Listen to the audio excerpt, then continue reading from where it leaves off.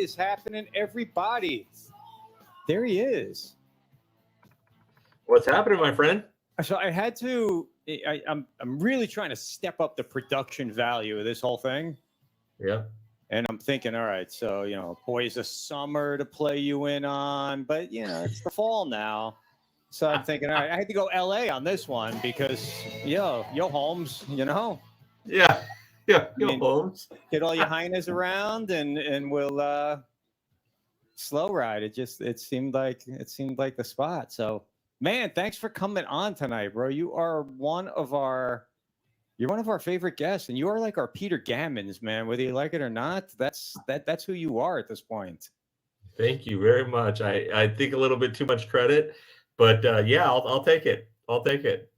So how you been? You been doing good? I've been busy, man. I've been busy with believe it, you know how I feel about baseball. And I had to cram today as to what's going on with baseball right now because I've been so engrossed with football and college football and between me and you, don't tell anybody, I hate football. I hate college football. I hated college football. I knew nothing about it. But now we cover FAU on a weekly basis, and all of a sudden I'm a photographer on the sidelines taking pictures and interviewing the players, and so I've been a little disconnected from baseball again. But I brushed up. I'm ready for a good. I'm ready to break this down, man, because this will probably be the last time me and you talk on camera before the playoffs. But I want you back when the playoffs come. And absolutely, I'd love to. I got to get you on one of the lives before the playoffs start. Sometime next week we'll get you on the In the League's morning show.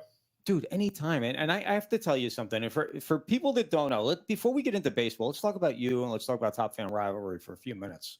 Okay. Like one of the things that was on my list today was to get into the locker room because I signed up, I got access, but I've been so busy I haven't been able to get back there. And I want to read the articles and the blogs but I was laying in bed about 2 weeks ago. And you want me to stop there or keep going?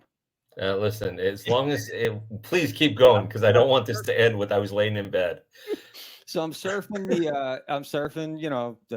I'm doing social because that's what I do. I grind 24/7. I'm constantly working to promote our brand right here. And I came across you doing a live. Mm-hmm. And you had 4 guys. It was you and 3 other people on the screen. And I said, all right, let me see what's going on because it's like you're always live now.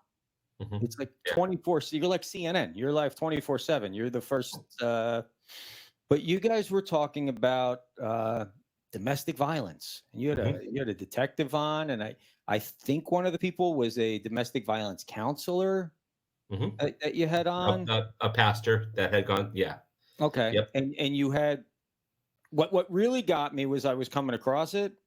And you had hundreds of people watching live, and this was 11 o'clock, 11:30, midnight my time. And I said, wow, something must happen in baseball that I don't know about. And that show wasn't very much about baseball for as much as I hung in on that show. And I probably watched for a good 40 minutes.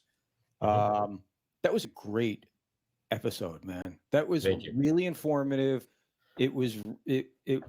That's what people, you're hitting the things that people aren't, and you're hitting the things that people are missing. And I just thought I thought it was fantastic, bro. And anyone who has not seen any of Bill's content, especially his live, he's live every day. He's live in the mornings. He's live at night a lot of times.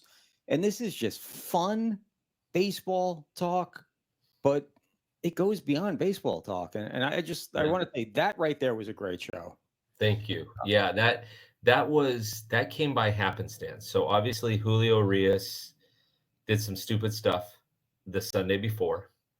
And on Monday it got announced that I was actually in Houston at the time that it was announced. We were having a watch party. It was Labor Day, and we're having a watch party in Houston, and my phone's blowing up. Dodger fans, Astro fans. I got messaged by a Ranger fan, like all these people. Yet I was literally in a grocery store buying stuff that we needed for the watch party. And so then I looked it up, and I was with my wife, and I said, oh my gosh, this is big. So the next morning, we're at home. We flew home that night. The next morning, I'm doing the morning show, and I didn't want to touch it because I didn't know the whole details and all the scenarios to it. So I didn't want to touch it. But this detective, who watches the show every morning, decides he wants to come in, and he's a retired LAPD detective. So I said, okay, let's do it. So wait, let me stop you for a minute. So you didn't know this guy before that night, or you did know I hadn't met him in person. No, but he listens to the show all the time, makes great comments. I know of him, right? And I know he's done some. What's that? How good does that make you feel? Oh, it made me feel great. When people know you, because not because you're this famous dude, but because you took your passion and you went somewhere with it, and you see that people are enjoying it as much as you are. I mean, how awesome is that, dude? So I'll tell you, the reward was the following night, the night that you're talking about. On Instagram, after the live, they tell you how many people logged on, right? You want to guess how many people logged on through that 65, 70-minute live? 700. More than that. Wow. Did you break 1,000? More than that. Wow. What'd you get? 2279. So I'm telling you, that was a really 1 minute I'm thinking like, man, he's kind of like Oprah here a little bit in a way with the show that he's doing. I'm being facetious and joking when I say that. It was an awesome show, right? I hung until my eyelids went down because it was pushing 1 o'clock in the morning my time. But what was amazing, AJ, is the next 2 days I got maybe 15 DMs or IMs on Instagram from people that said, hey, I'm a DV survivor. Thank you for doing that show. I survived it. It was 15 years ago. I still think about such and such, or my friends going through it. Thank you for providing me a number I didn't know. I had no idea. And these are some of these people I have interviewed, and they become friends, and I had no idea. So it was fun. So thank you for bringing that up. That was actually one of the highlights of having Top Fan, was just doing that show that one night, because it was more than baseball. And sometimes there's things that are more than baseball, right? You're 1,000,000% right. It was a great show. It was a great show. And anyone who has not, I'm going to keep saying this for the next hour, because Bill, usually we get like a real quick in and out, whether I'm on his show or he's on my show. Tonight we got a whole hour here with Bill. Go back to the beginning. Okay. How did you start this thing? How did you start Top Fan? You're a baseball fan. You love it. Did you always want to do a podcast? No. Okay. No. So how did you start it? Did it start as a podcast? No. Actually, a buddy of mine who lives out of the country, was here for a lot of his life. He moved out of the country, from a different country, born in a different country, moved over here. Long story short, he became an Angel fan. And right as COVID started in March of 2020, he said, Bill, we gotta do a YouTube channel about baseball. And I said, nobody's going to listen. We don't even know if we're going to have a season. Forget about it. Right. So over 2 months, he talked me into this, and my business brain started working on what good we can do. It wasn't about, hey, I want to be recognized at a stadium. It wasn't about, hey, I want to have millions of people around me. I don't want to be a social influencer, those type of things. It's just, how can we build a community? I love building communities. And so we started with just articles on a very rinky-dinky website that he built. And real soon I realized that he didn't know a lot about baseball.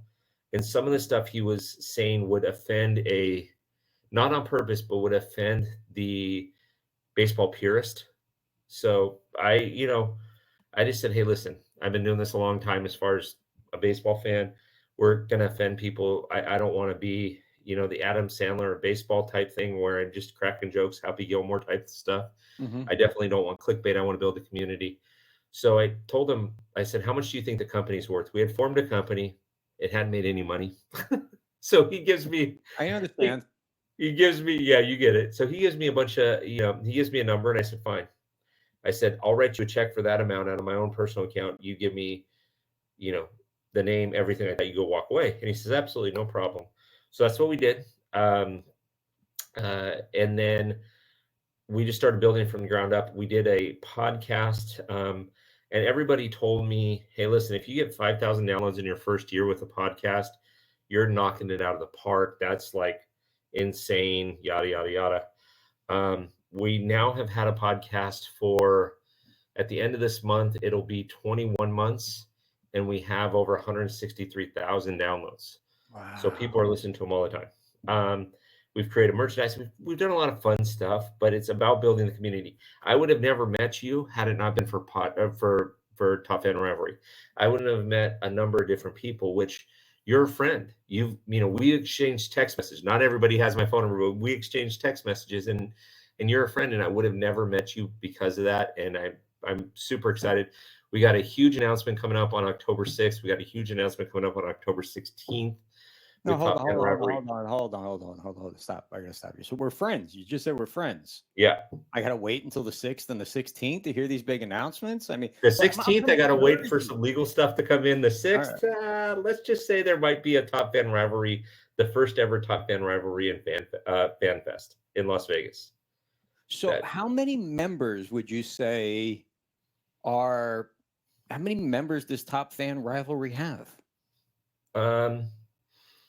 I did some numbers the other day, and I think if I added everybody up that's ever been on a podcast, I think there's not very many, 400 or 500, right? Okay. Maybe 500 that have been on the podcast.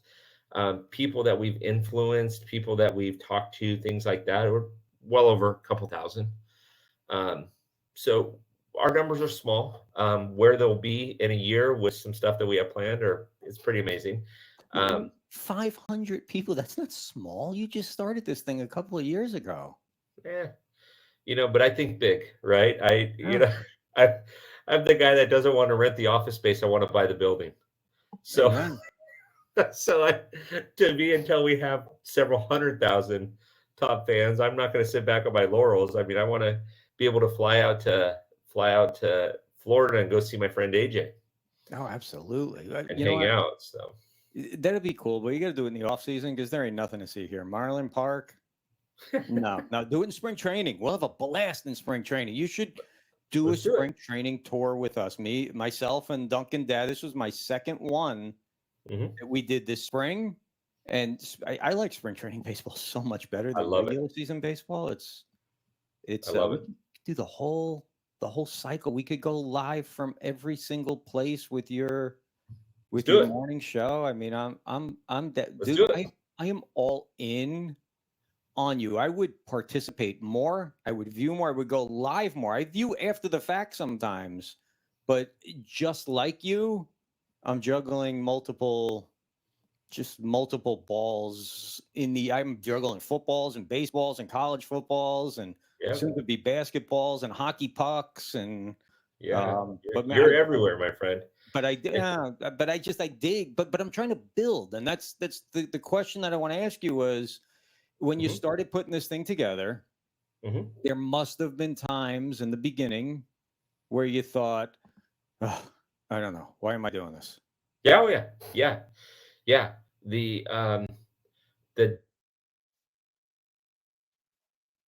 The day I'll never forget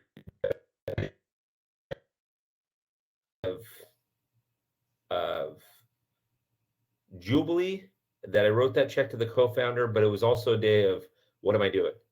And then a week later, I thought, am I really doing this? And there are days where, trust me, I had somebody, and I kept the email. I won't say who, but I wanted to partner up with a group to do an Instagram Live. And at the time, we had just started Instagram. My co-founder was out of the company. I was just starting, and we had like 200 followers. Now, mind you, Instagram doesn't know what to do with us because we cover all 30 teams, right? If I was just a Dodger guy or a Marlins guy or whatever, a Philly guy, I'd have 10,000 followers by now. But I don't. We've got like 2,700. Um, but what was funny about this was I reached out to this group via email and asked them if they go live with me. And I got an email back a week later that in essence said, um, you're not big enough for us to care about. Give us a call when you hit this number. Wow. And I kept the email because when I hit that number and when we turn this into a 7-figure company, I'm going to email them it back and say, I don't have time for you now. No, I won't do that. But Oh, yes, I love you're like Coach Prime, man. You keep receipts. I love it. yeah, but no, listen, I get you. And Top Fan Rivalry is going to get into hockey. We're going to get into football. We're going to get into basketball at some point. But I know baseball like the back of my hand, so I want to make all my business mistakes with baseball. And then we'll jump into the other sports, and Bleacher Brothers will tag team up with us and we'll have a good time. But yeah, there are days where you shake your head and you go, why am I doing this? I admire what you've done. Thank you. I admire what you continue to do. I'm envious. You what you're doing inspires me because there are days. No. I'm being serious. There are days, and I think you can relate because we sort of come from the same school. We both own businesses. Yeah. We both built businesses. We have a passion. We're trying to take our passion and build it into a business. And I think for both of us, it kind of happened almost accidentally that our passion sort of became a business. Mm-hmm. And I'm just going to take a guess. None of this was we didn't do no pre-interviews here or anything. So you didn't know I was going down this road. No. I mean, there are days where I just want to bang my head against the wall because you can't build anything by yourself. Yeah. You have to have a community of people. And then you get a community of people and you encourage them as much as possible to, hey, participate. What can you do? Oh, yeah, I'm going to do this. And then it's like, okay. And they don't. And it gets so frustrating. But the key, I think, and you tell me, the key to the little bit of success I've ever had in my life is I don't stop. I just don't give up. And if something goes wrong, that motivates me so much more to keep going and to keep hitting that goal. And I just every time something knocks me down, I just set the bar higher, if that makes sense. Absolutely. I tell people all the time, when somebody tells you no, you just say next, right? The thing that has, and you're asking me about the frustrations, the thing that has not frustrated me, but disappointed me the most in building the community is people.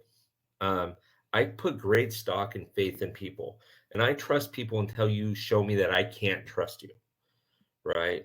But we've had scenarios where with Top Fan where people have seen where it's going and then try to knock you down a peg. And you recognize the fact that they're trying to knock you down. You just move around them and you just don't involve them anymore, right? And it's no harm, no foul. I'm not going to take it personal. It's not a personal attack. It's just somebody decided to do something. And so I've learned, especially in the social media realm, you really got to vet people very good, because if you don't, you could end up in a scenario that you don't like, that you don't want. And so that's the hardest thing, honestly, for me in this aspect, because I trust everybody. I like everybody. Until you prove me wrong, I'm going to trust you. But we've had a couple of times where, where trust has been violated, and, we've had a couple of business experiences that haven't been the most fantastic. But we've gotten through it. I mean, most recently, check this one out, AJ. Most recently, if you looked on the U.S. patent website, Top Fan Rivalry is now patented. It's now trademarked.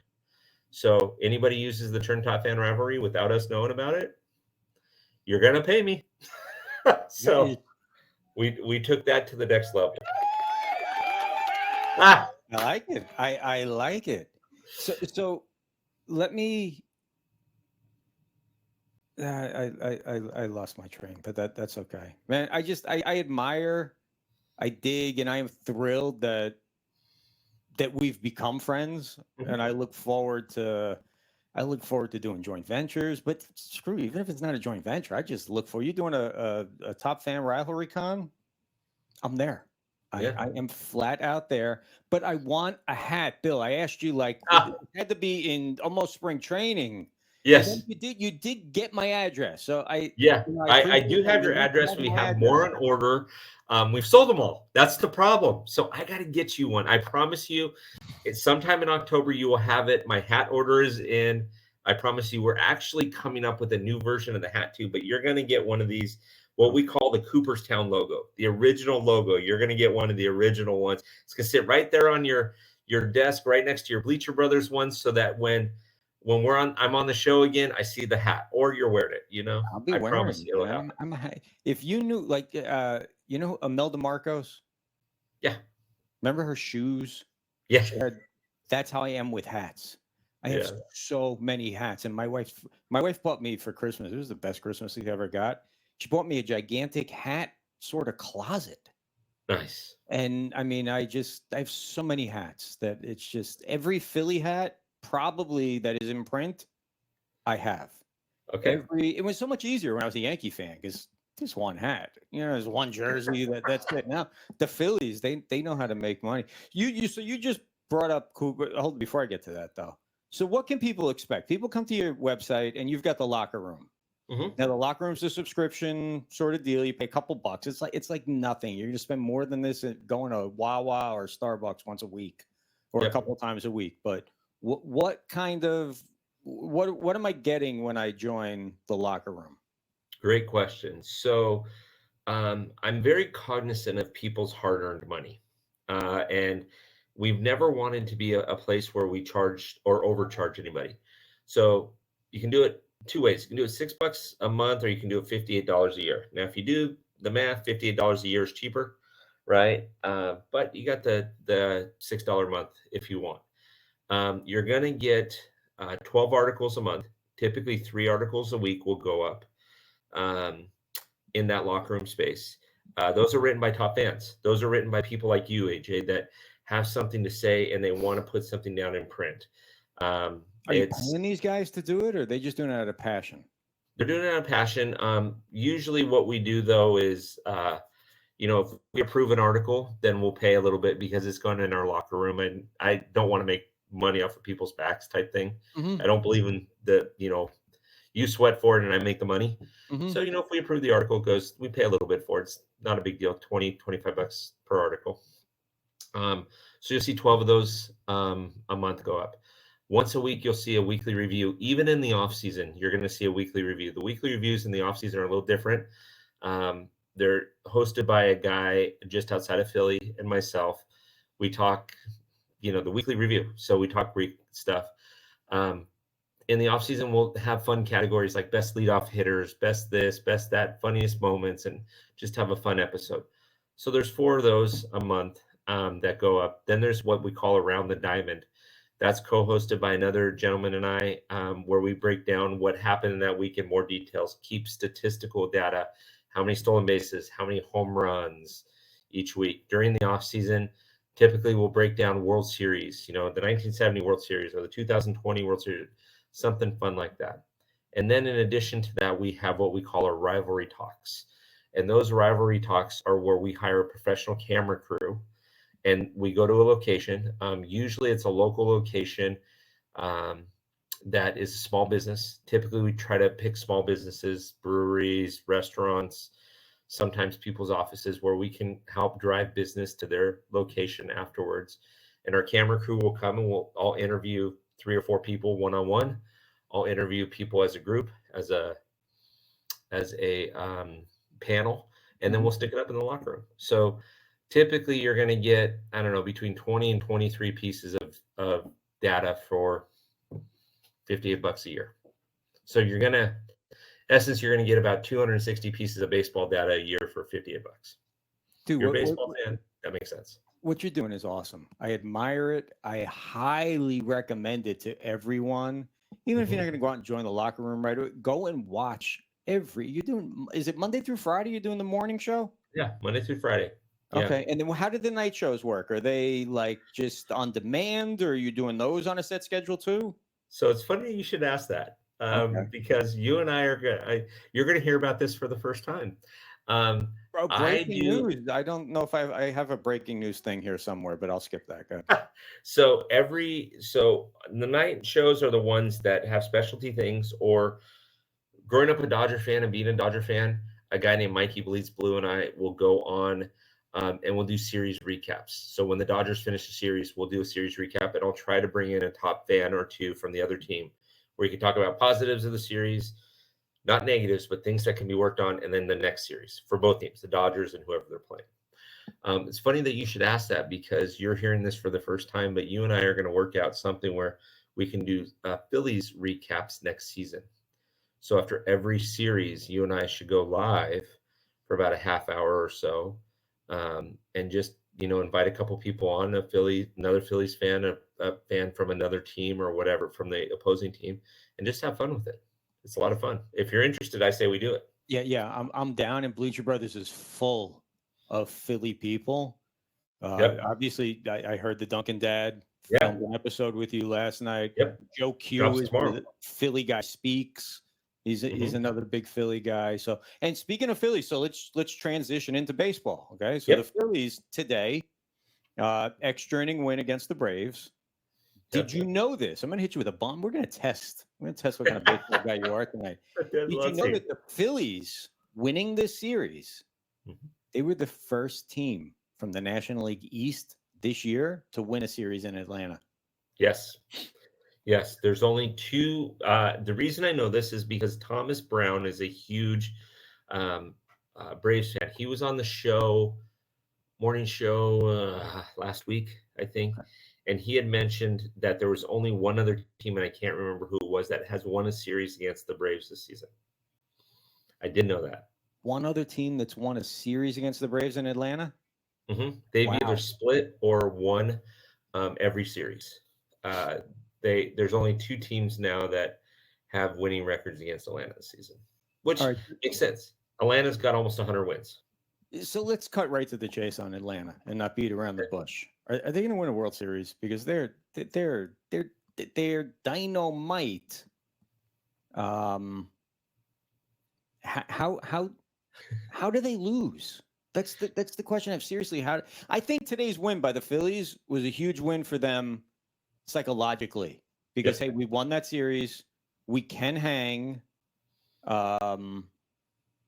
We're the only team to go in there and beat them. So in order for the Phillies or any team to beat them in the playoffs, you're going to have to win in Atlanta. How does somebody beat the Braves?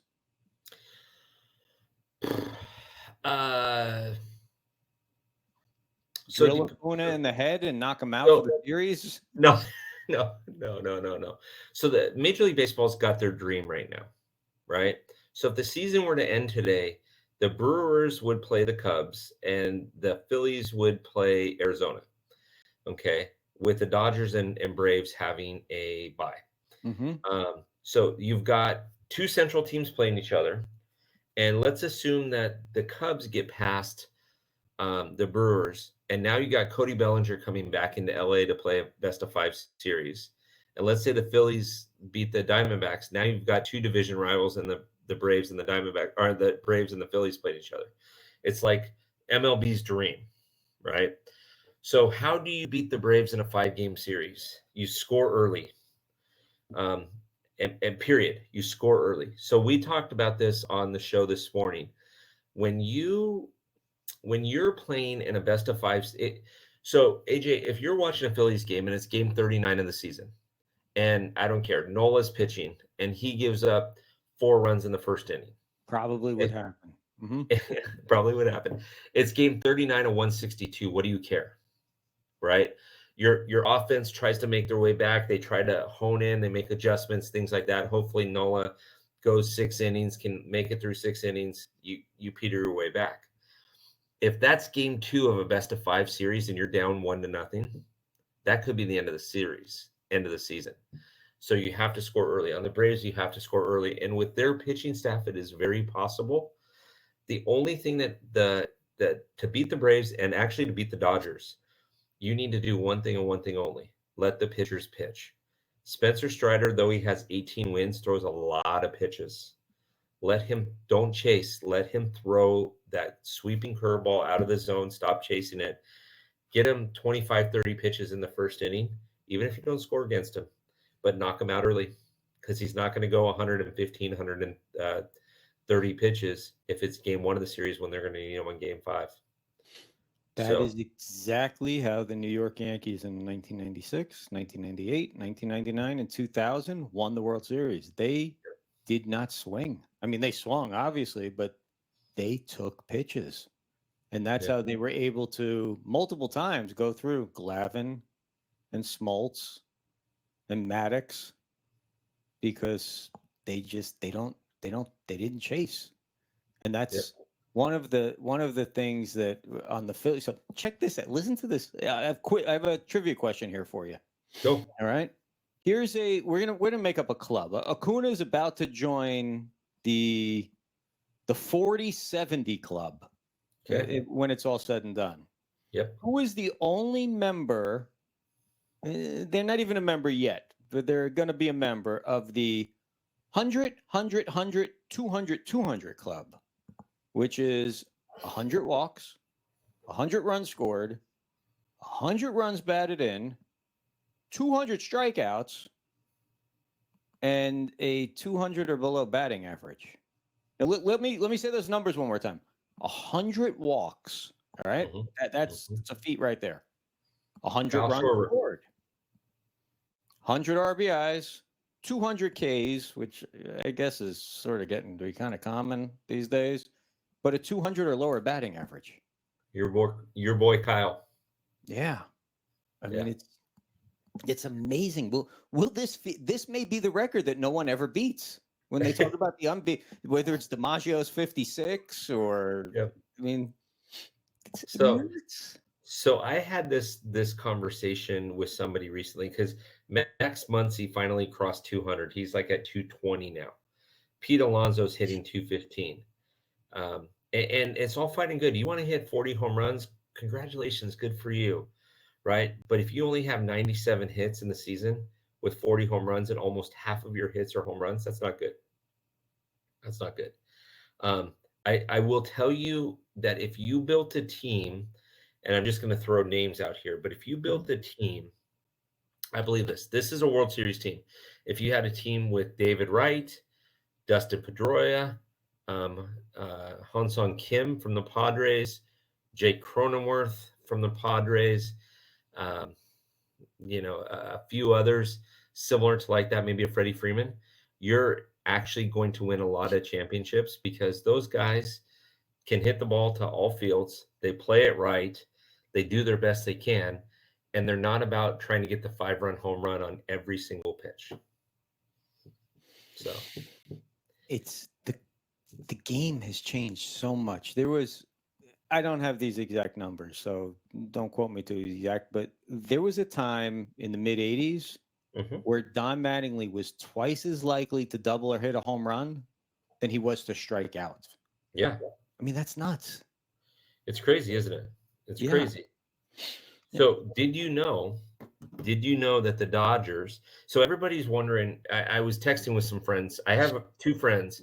One's a lawyer and he's a huge Dodger fan. The other's a high school English teacher. He's a huge Angel fan. And they pick at each other. And I'm on this text message string with them.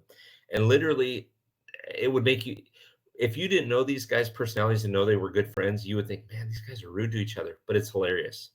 So, and I wonder how one of them works for a Fortune 500 company. The other one works in the school district, a high school teacher, like I said. I now know why kids aren't getting taught at school. I had 23 messages from them inside of an hour of them going back and forth. But I was telling them, Dodgers are playing with house money this year. Because remember, at the beginning of the season, if you couldn't lie, on paper, it was the Mets and the Padres in the division or in the championship series, period. At the beginning of the season. Dodger fan, you're a Philly fan, you will admit it. Did you know the Dodgers could have 5 players have more than 100 RBIs at the end of the season? Freddie, Mookie, JD Martinez, Max Muncy, and there's one other one that's in there, and I forget who it is now, but it's insane. Like, when was the last time? So they're putting the ball in play when they need. Mookie Betts has like 103 RBIs, and he's the leadoff guy. Yeah, I was looking at. I have the Dodgers stats pulled up over here. And I was looking at Mookie Betts. What is from what and look, I'm not very locked in on the Dodgers, okay? But from stat wise, what I'm looking at, the way to beat the Dodgers is, or your question mark or your worry has to be the pitching at this point, right? Because Absolutely. I mean, Kershaw went 12-4 with a 2.25 ERA. That's I thought the guy was broken down and should have retired 4 years ago, and it looks to me like he's really their top guy. I mean, Miller's 10-3, but he's got a 4. So the question is, here's the knock on the Dodgers, and this is what people do in baseball. They knock teams. They knocked the Braves that made the World Series in the postseason a gazillion times back in the 90s because they only won once. The Dodgers have been, since Joe Torre and into Mattingly and Noah Roberts, they're there every single year, but the only title is in the short strike COVID season. Well, 2017 minus the trash cans. Yeah, minus the trash cans. But they would have been playing the Yankees if there were no trash cans in 17. Which would have been baseball's dream as well. Absolutely. The rematch of the rematch of the rematch of multiple rematches. Yeah. How do the Dodgers win the World? How do they make it to the finish line? How do they get past the Braves? How do they get past the Phillies? I don't see anyone else in the National League that can go to the World Series besides the Dodgers, the Braves, and the Phillies. Yeah. So everybody's saying the same thing, right? It's ring or bust in LA, right? That's always been the case. They've won 11, or they've won 10 out of 11 seasons, have won the National League West. They've been in the playoffs for the last 11 seasons. It's insane numbers. But how do they win it? They have to get at least 4 innings out of their starting pitching. Now, the Dodgers announced something earlier this week that I thought was interesting. They are no longer going to let their starting pitchers go more than 4 innings, 4 to 5 innings, because we've already clinched. We're 4 games behind the Braves to take over the best, and frankly, we don't want it. I like where our division is. I like where our bracket is. Okay. We're 5 games up in Milwaukee, so it's probably pretty set where the Dodgers are going to be. Now it's don't let anybody get hurt. But the Dodgers have already said, hey, we're going to start letting our pitchers only pitch 4 or 5 innings because we want them. We need them to understand that in the playoffs, they may not be pitching 6, 7, 8 innings. They may only go 4 innings. And so we need the bullpen to get ready to take on 5 innings and that type of thing, which is smart because, as you and I both know, baseball's changed a lot since we were kids. Yeah. And a lot in the playoffs. And stop and think about it. When did you see a starting pitcher go past the 5th inning more than one time in a series in the last 5 or 6 years? Off the top of my head, I can't think of one. Everything is all analytics at this point, and they're yanking you after 2 times around in an order. Yeah, even if you're throwing a 2-hit shutout, doesn't matter. Yeah, and see where the Dodgers lack and where the Phillies don't lack. And this will be fun for you and I if it becomes the Phillies Dodgers in the championship series. 3 weeks ago, if you would have said, asked me this question, I would have said all roads lead either through Atlanta or LA. Now I'm going to say all roads lead through LA, Atlanta, or Philly. You have something the Dodgers don't have. We have it, but we don't use it. And that's speed. Okay, you have Trey Turner. You have guys that will run. I mean, Freddie Freeman's leading our team in stolen bases. Freddie Freeman. What about Mookie Betts? What about a few of these other guys that can run? Why is Freddie leading our team? That's like Herman Munster stealing bases, Freddie Freeman. Yeah, it's insane. So to get past the Braves, Dodgers need to pitch well enough, but they need to take pitchers. I'm more concerned about Philadelphia because you guys did exactly the same thing as you did last year. You got hot at the right time. You're coming into the series hot. And if you've ever read Joe Torre's book called The Yankee Years from years ago, there was a section in it where he said, we won a lot of games we didn't deserve to win because people were afraid of the name on the front of the jersey when they go into other towns. They were afraid of just the New York and the history and things like that. Well, look what you guys did last year. I Yeah. mean, you guys got into the playoffs last year with shoestring and dental floss and made it to the World Series and almost won that World Series. But the fear that I have is that they believe that they can just flip that switch again. Because yes, they did get really hot, but they've kind of cooled off. I mean, here, let me ask you this, a little bit of, let's test your baseball knowledge. Who Okay. right now, let's start in the AL. Who's the Mhm. hottest team in the AL right now, last 10 games? In the last 10 games, Mhm. Orioles. Kansas City. Oh, yeah. I'm sorry. My bad. Kansas City. You're right. I thought we were talking about playoff teams. My bad. Kansas No, City. I'm Yes. talking about all the way around. In the Okay. National League, the hottest team, probably too little, too late, but San Diego. Padres. Yeah. Yeah, they won 7 in a row. They're 8-2, but they're Yeah. still they're I got it here. They're like 6 games out, right? Or 5 games out of the 5 last games wild out. card. Yeah. Yeah. And the thing about San Diego too that hurts is their last part of their schedule, it's all up to them. And it's all up. They can't scoreboard watch. They just have to win out. And when you're looking at wild cards right now, I'm pulling it up right now. But when you're looking at wild cards, they're now 5 out in the wild card after winning 7. But Arizona's won 5. The Cubs won yesterday. The Cubs are playing the Pirates. The Pirates Mm-hmm. tonight and tomorrow. So yeah, I'm trying to see this here. This will tell me a story here in a second. I'm pulling up the Fighting Phils. But it's look so the Cubs. The Cubs have. I mean, the Cubs are 3-7 in their last 10. Yeah, No one has gotten really hot and tried to put it away in this race. I mean, the Phillies are sitting on, and I think they were maybe 6 games up in the wild card at one point. Now they're 3.5 because they cooled off. They're 5-5. Arizona somehow, I put a fork in them about 2 weeks ago. I look up and here they are. I know that you actually picked the Cubs to pass the Brewers a few weeks ago when we talked. yeah. Miami's doing what I mean. I give them a lot of credit, man. I did not expect Miami to still be here, and they're half a game out. You got the Philly. Can we agree that the Phillies are in? Yeah. Okay. Yeah. So the Phillies are in. So then you got 1, 2, 3, 4 Giants out, 3.5. 3.5, no. All right. So But the Giants, the problem the Giants have is 6 of their last 10 games are with the Dodgers. But is that a problem or not? Because if the Dodgers have clinched and they're just trying to get everything together, is that to the the Giants' advantage? So maybe, but tell me this, right? Tell me this.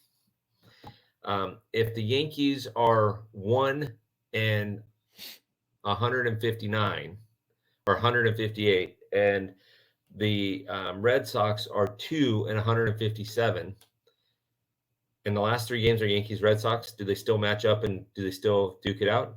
Of course, it's a rivalry thing. So the Giants are going to play their A game.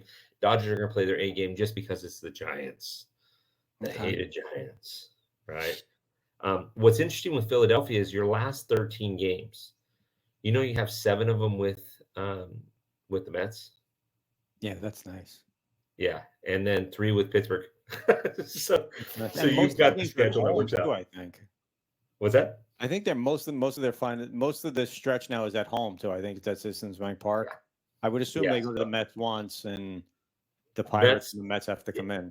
Yeah, Mets for 4, and then 3 with the Pirates and 3 with the Mets to end the season. The team that has the hardest schedule that's still in the playoff hunt is the Cubs. Their last week, they're at Braves and at Milwaukee. So and Milwaukee plays the Cardinals and the Cubs, and then one other team that's struggling.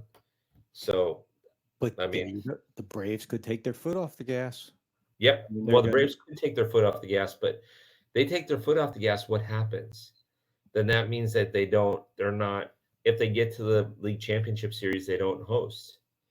Right? They have to play 4 games away. Well, who do they? No. If the Braves take their foot off the gas, let's say the Braves in their last 10 games. Yeah, okay, I see. Because the Dodgers Yeah. are 4 games behind So them. 3-7. Yeah. Mhm. And then you got the Dodgers, because the Dodgers are only 4 games behind the Braves in the win column. All right, so So, let's flip to the AL West. All Yep. right, and we can talk about the AL wild card right here too. oh yeah. Who's gonna take this thing? Because when it looked like Seattle was just gonna march Mhm. all the way to the top and not look back, well, now they're half a game back. When it looked like Texas was gonna plummet all of a sudden and maybe have the greatest of all chokes, they're right there. And then you got Houston, who's not really hitting right now. And here's the thing with Houston also, they are a 500 team at home. So the question is, does Houston want to win the division? Or would they rather come in as a wild card and be a road team when the games matter? Yeah, so if you were going to ask me 3 weeks ago, I told you that Texas is going to win that division. Now, Texas is a half a game out. I still think Texas is going to win the division with a big old Barry Bonds size asterisk. Texas and Seattle play each other 7 more times. So all Houston has to do, so Houston's playing Kansas City, who's the hottest team in baseball or hottest team in the American League right now. But they're playing against Kansas City at Minute Maid Park, right? And then Texas and Seattle play each other. And then they end the season playing each other. So the Astros just have to sit back and go, all right, boys, do what you're going to do. But they still got to win because there's only a half a game there. Who do you think wins that division? I don't know. I hate the Astros because of the whole trash can thing. I don't really care for the Rangers, and I couldn't care less about the Mariners. But I think I would like to see Texas win it. I don't know, man. I just know that I don't want to see Houston, and I'm really, for the first time in a few years, not so afraid of Houston. I'm not afraid of facing them, and I don't know that they're gonna. I don't think they get past Baltimore or Tampa.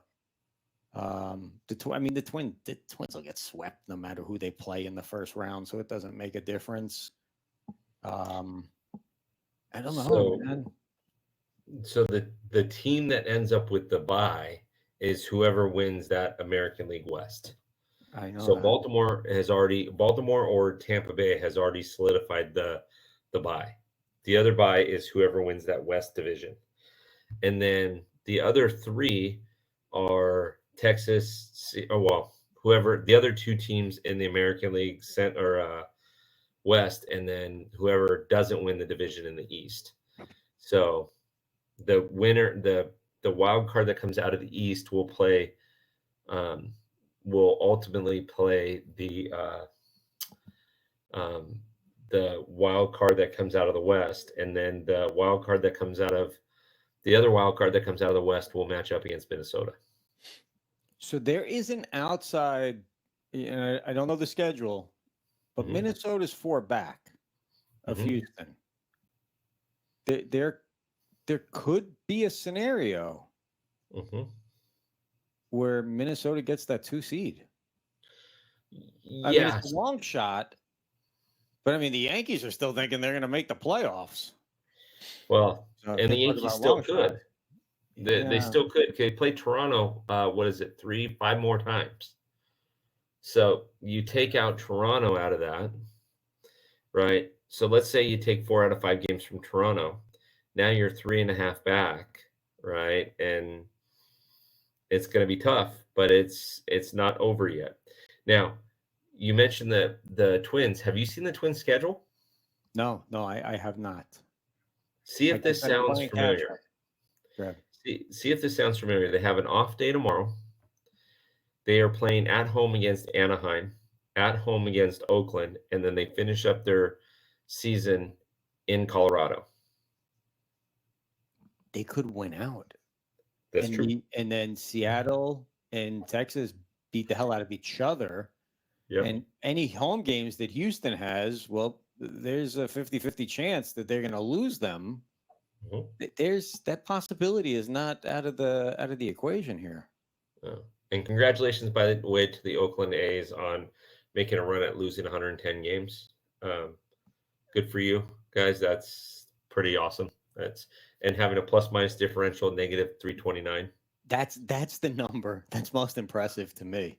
329, because the next team would be Colorado at 215. Yeah. Yeah. Every time I look at the plus minus differentials, I just laugh. I'm like, this is when you are, I mean, when you play for the A's right now, currently right now, early 2000s, A's were really good. 80s, the A's were fantastic. They went to 3 back-to-back World Series and won one of them. Mm-hmm. Right.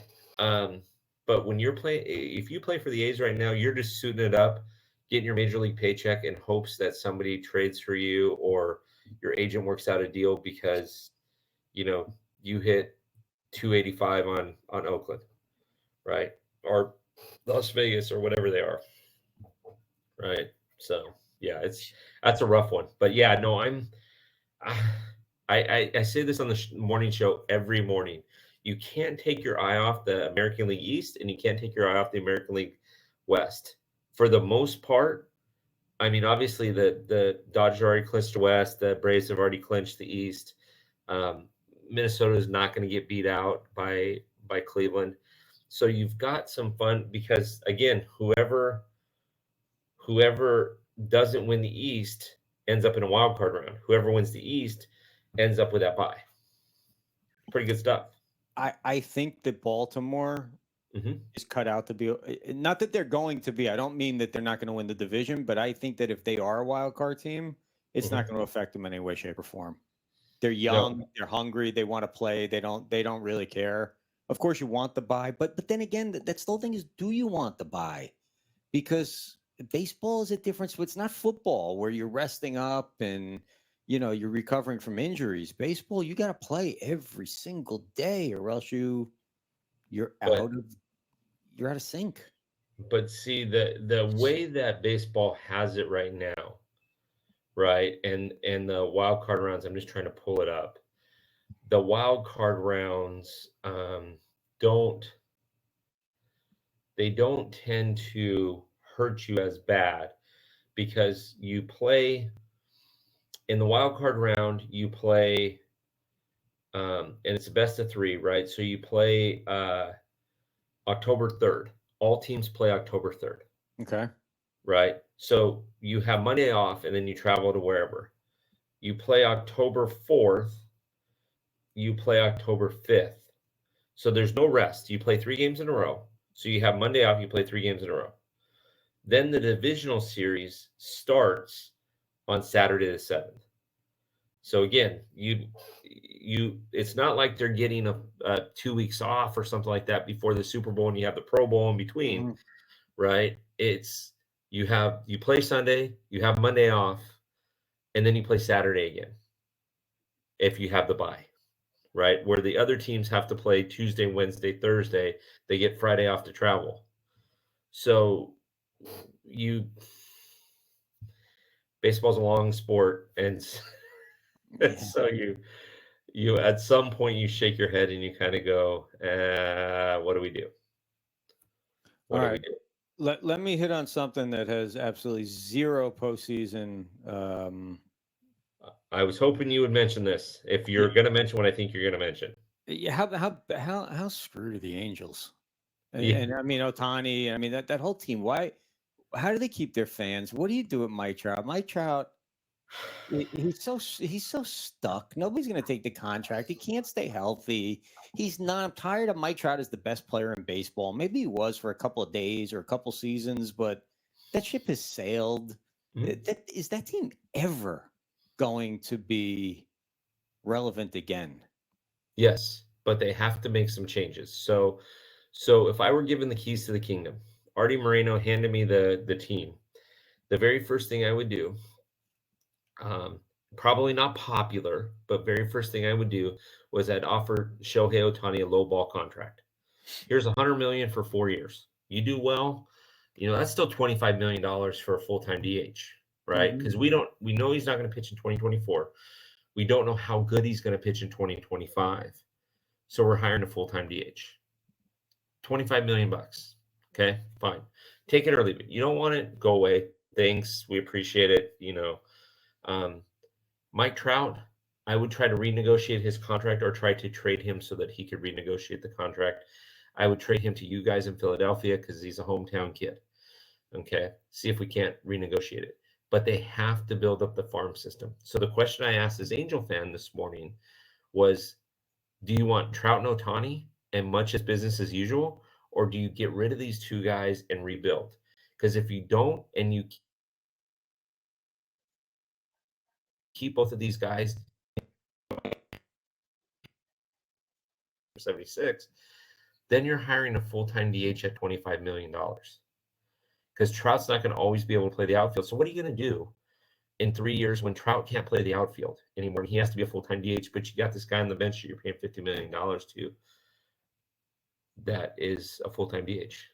Hey, whoever signs Ohtani, and somebody's going to dump money on him. Whether it's the Mets, I'm hearing the Cubs a lot with Ohtani. Whoever signs him is going to get screwed. I mean, it's the same. It's the same thing like Aaron Judge. The Yankees had to sign him. There was no. The fans would have burnt the stadium down if the Yankees didn't sign him. But that's just a bad contract. The guy can't stay healthy. It'll be good for a few years, but then it's so baseball needs a cap. I hate to say it, but they need some sort of a floor and they need a ceiling. And it's the only way that we're not going to be having the same conversation at this time next year about the same exact teams over and over and over again. There's only two teams that I relatively think Shohei should go to. Now, mind you, there's probably 8 or 10 teams, but mark my words. I'm going to separate out two things that never agree. Baseball fandom, business of baseball, right? Those two things never agree. And AJ, you know what I'm talking about the difference. Exactly, so whoever's listening, don't crucify me, but I'm going to would be a great fit for him because he can be a full-time DH and there's a lot of young kids up there and they are this close to making a lot of significant runs in the playoffs for years to come. The other team is Baltimore. A lot of young kids. Baltimore is doing what the Yankees did in the 90s, where they had a bunch of young kids that grew up together, went into the majors together, a la Pettit, Jeter, Bernie Williams, right? Jorge Posada. And look what they did. They won a bunch of World Series. But they went out and they bought a few pieces, A-Rod, things like that. So it would make sense. It does not make sense for teams like the Mets to get Shohei. Because, again, what are you going to do with Pete Alonso? What happens when you have to sign a long-term deal with Pete? And then, again, you've got a $50 million DH sitting on the bench because Pete can't play first base. Or Francisco Lindor or Brandon Nimmo. Doesn't make sense there. It doesn't make sense with the Cubs because the Cubs they're going to go after and re-sign Cody Bellinger, but the Cubs have Dansby Swanson. They've got a couple of older guys on their team. So what happens in those long-term deals where they can't be there? So to me, it doesn't make sense. So I think Baltimore and Seattle are the only places that you got. Yeah, I agree, but I think the Dodgers will be on him just because that's what they do. What's amazing is that we stretched to an hour, and I figured, oh my gosh, this is so much time. And now we do this forever. We're out of time. Let me ask you in closing, one bold prediction for now to the end of the season. What do you got? One bold prediction. Mm-hmm. That I'm going to get my hat. Yeah, no. The one bold prediction. Till the end of the season, you said? Yeah. Not playoffs, just something that's. Is there anything? If there's nothing, there's nothing. Bold prediction. Very bold prediction. Texas wins the West. And Seattle and the Astros miss the playoffs. Wow. That is all right. That's a bold prediction. Because if Texas wins the West, Then you've got Seattle. Actually, no, that wouldn't work. Seattle, Seattle, and the Astros, and but the other bold prediction is Arizona misses the playoffs and Cincinnati gets in. So a lot of young kids there too. So, Bill, this has been awesome. When is your show with the Dunkin' Dad coming tomorrow. out? Tomorrow. It drops tomorrow. Yeah. And where can they find it? Is it on IG? Is it on your website? Spotify, and also topfanrivalry.com. Check it out there. And AJ, I'm going to reach out to you tomorrow and book you for next week on the show, the morning show. Okay? I'm in. As always, thank you. You can't see this, but right now there should be a gigantic Top Fan Rivalry band right across the top of the screen. Can somebody tell me, is it there? Just in the chat. Are you guys seeing it? If it's not, I'm going to burn a whole building down here. But if you do see it, no, it's not there. Son of a gun. It's supposed to be there. Go to topfanrivalry.com. Follow them on Instagram. Follow them on Facebook. These guys absolutely rock. You're one of my favorite people in the world. I appreciate you coming on, Bill. And I'll talk to you next week on your show. Thank you so much. Thanks for having me. All right. Appreciate it. Sounds good. Thanks for having me. Appreciate it. Thanks for everything. Bye-bye. Let me throw a quick spot in here, and then we got a guest that everybody wants to hear. Welcome to MyBookie. You're ready to create an account and start making money, and we're here to help. And remember, you can get a bonus of up to $1,000 on your first deposit. First, you'll review your selected bonus. You can change your bonus or decline your bonus. Next, you'll select a deposit option. Enter your deposit amount and click Deposit. Fill out your card info. You can also edit your billing address if you need to, and then click Confirm Deposit. Now you're ready to bet. Just go to mybookie.ag, visit the sportsbook, click on your bet, and input the amount you want to risk or win in the bet slip. You can also view how much money you have left in your account and review your pending wagers. Yes, it's that easy. Just remember, at MyBookie, you play, you win, you get paid.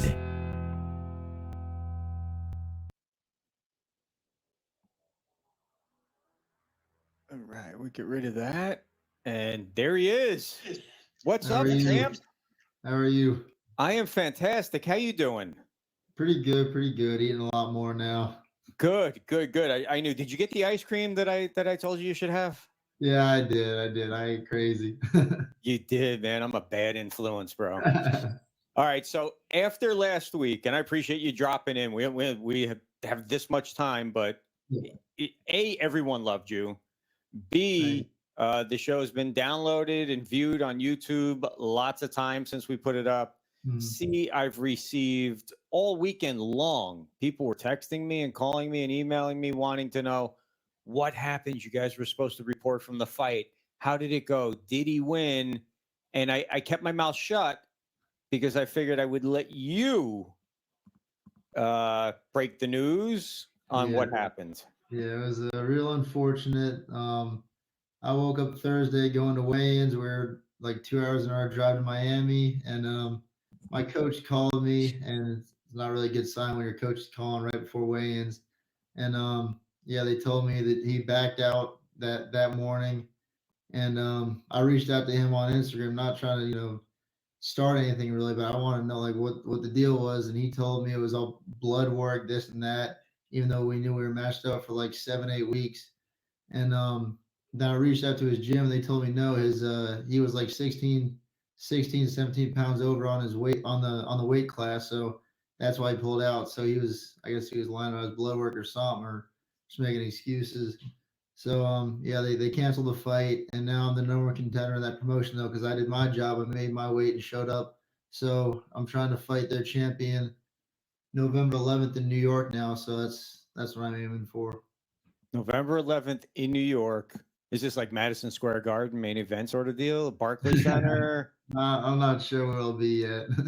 All right. So let me ask you, because I talked to you, I went back and forth with text with you that morning when you found out.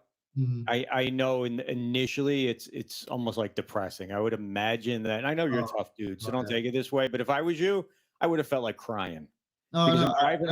I got emotions. I'm a human being. I didn't have much water weight left in me, but I started sweating. I started crying. I was asking like, "Are you kidding me? Like this? No, you're lying, right? You're messing with me."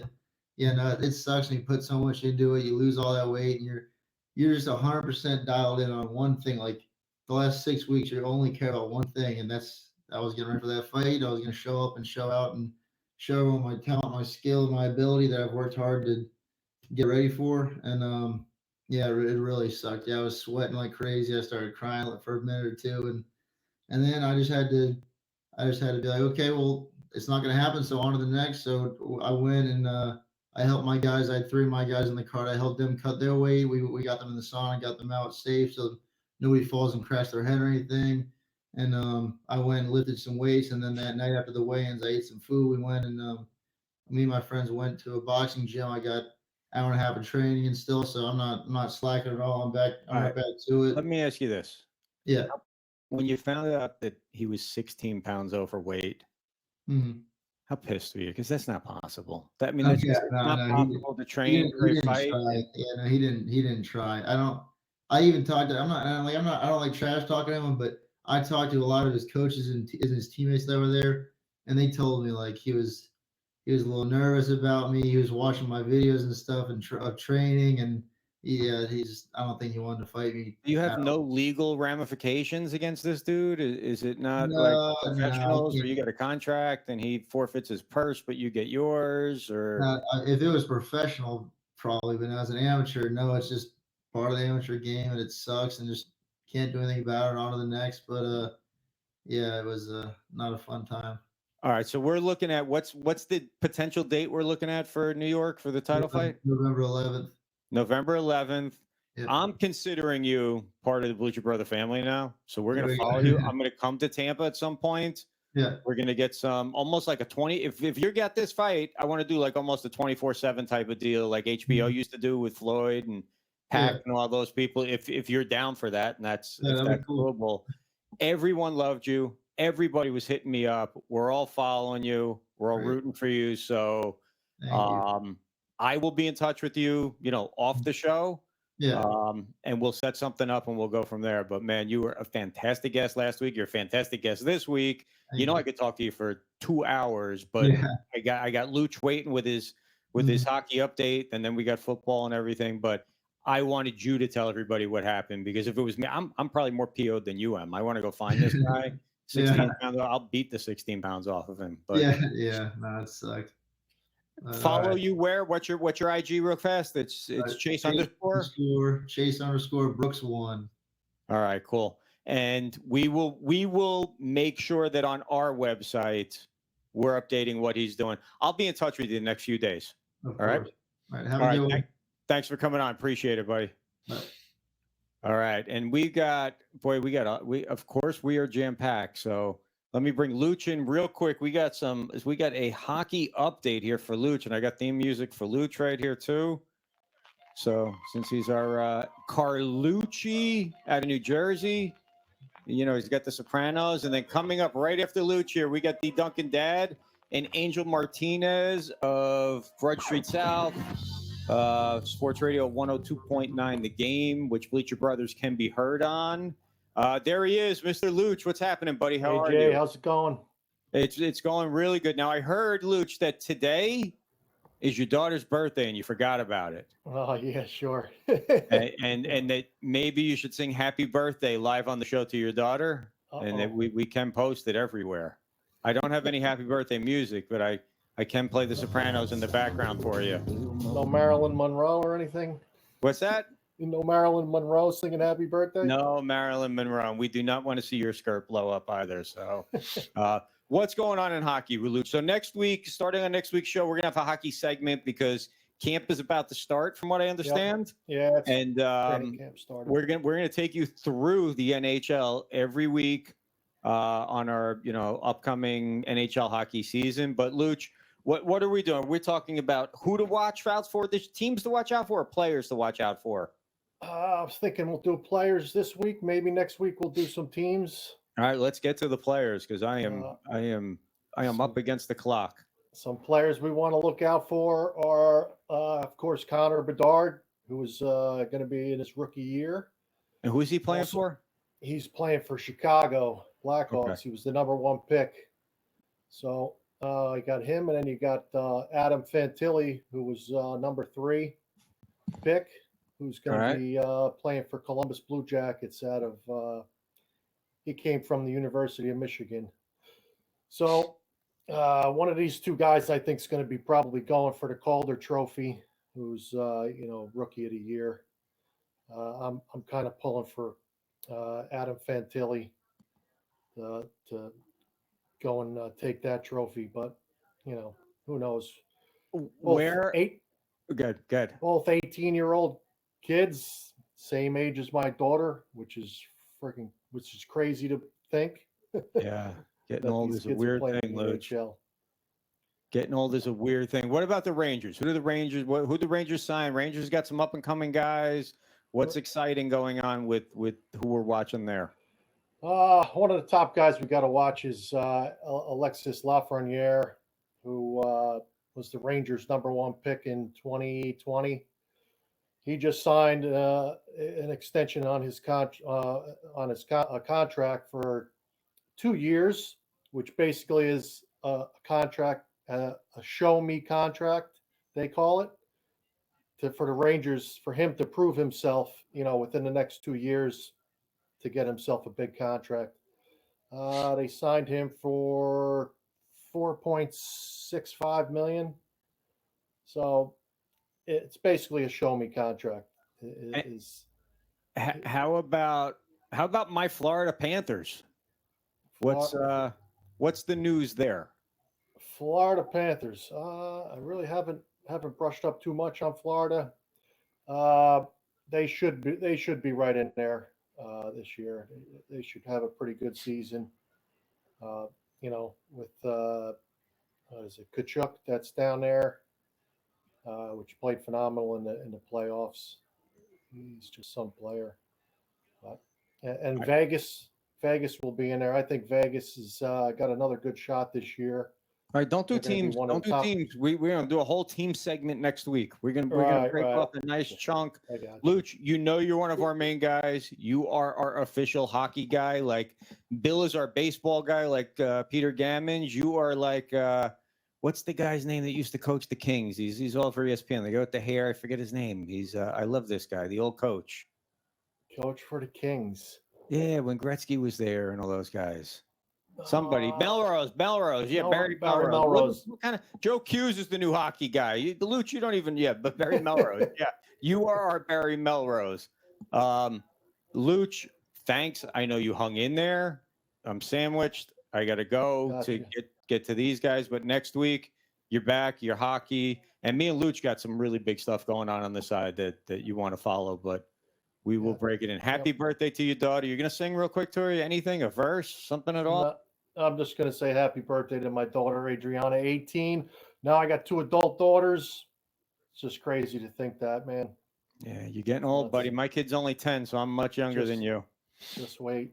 All right, Luch. We'll see you next week. Thanks, buddy. Thanks. All right.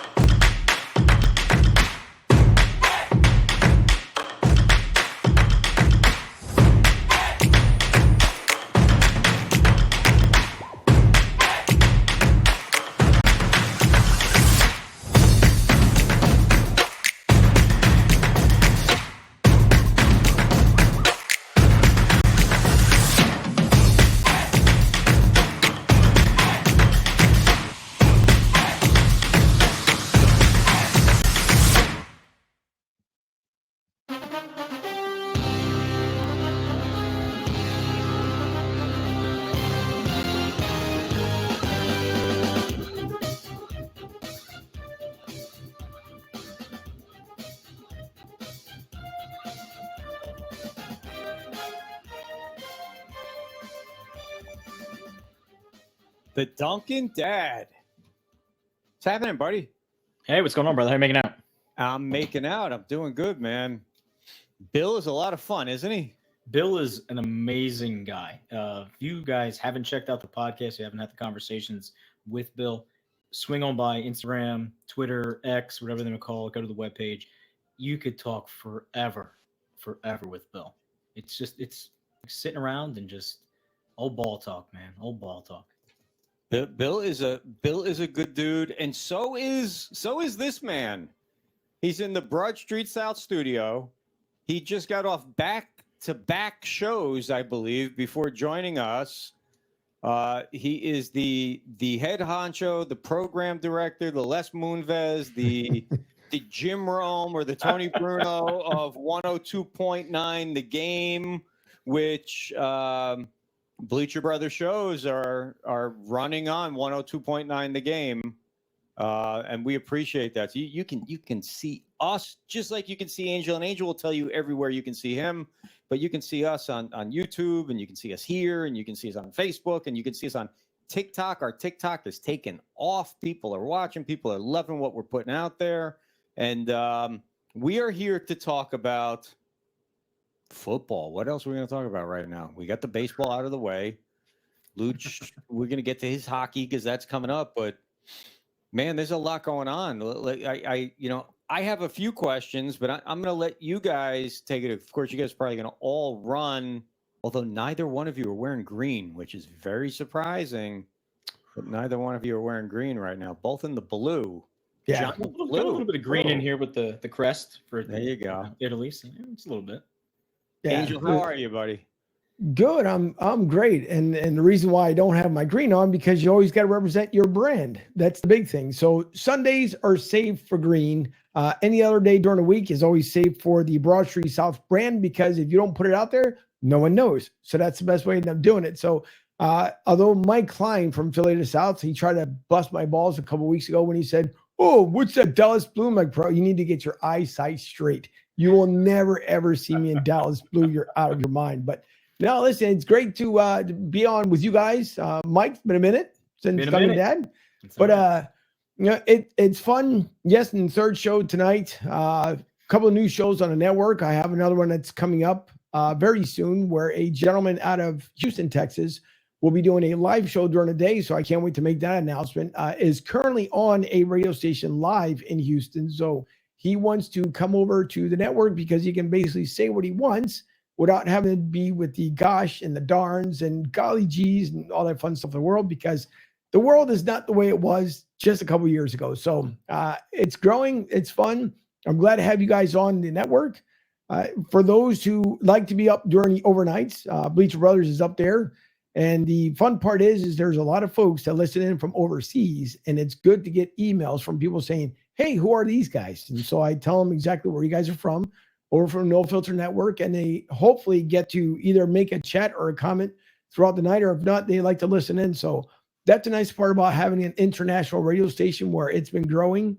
The nice part is it's been getting about 500 listeners per week, and that's continuing to grow, which is a nice thing. So there's a lot that's going on. And yeah, I wear many hats in this place, but biggest hat being the Eagles one, because I absolutely love my Birds, even if I am in Tampa. And by the way, their Mr. Producer, Mr. Host, your Panthers, yeah, good luck. It was cute. That was a cute season last year. It was really cute. This year, not so much. Let's stick to football. So are you going to the game on Monday night is my first question. So no, unfortunately I will not, because of the responsibilities I have with my full-time job. There's not a person that can come in at dark 30 the way I do.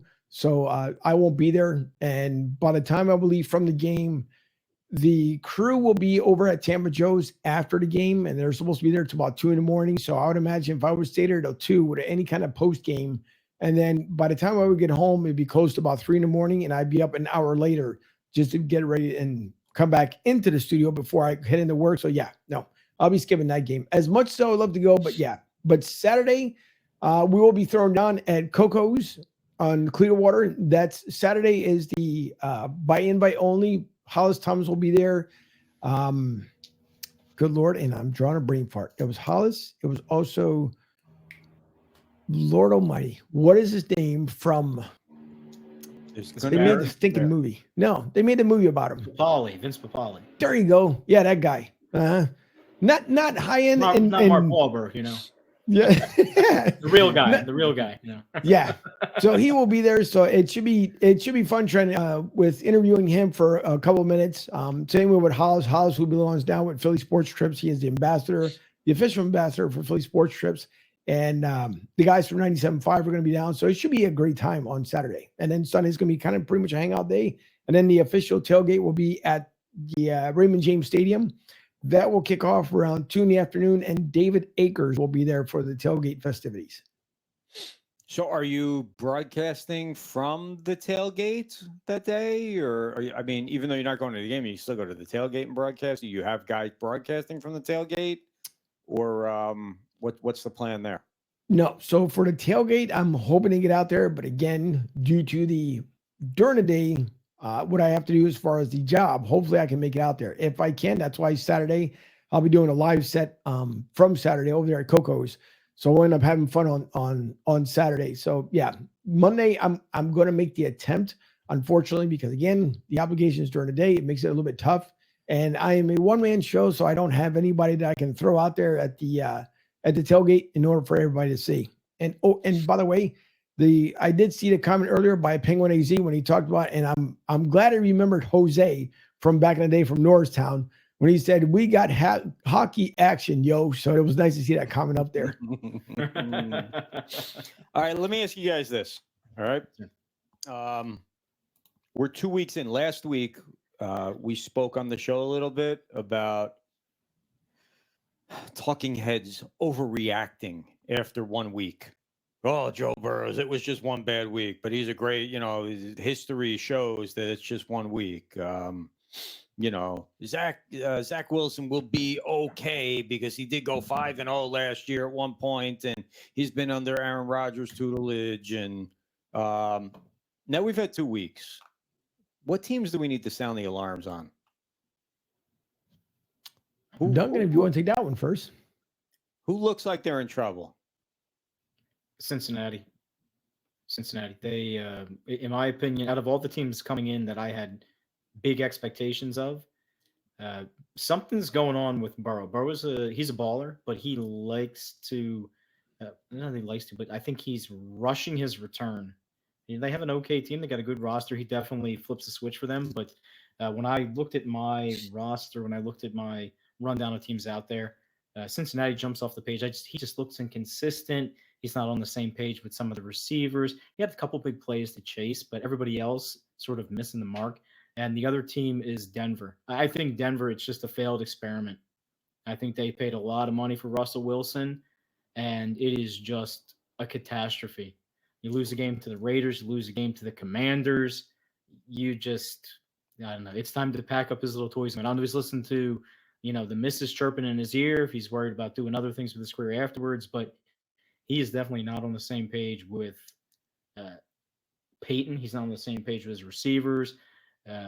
Those two teams in the AFC, I want nothing to do with them right now. And I love Joe Burrow. I love Jamar Chase. I love Joe Mixon, but they look lost. They just look lost.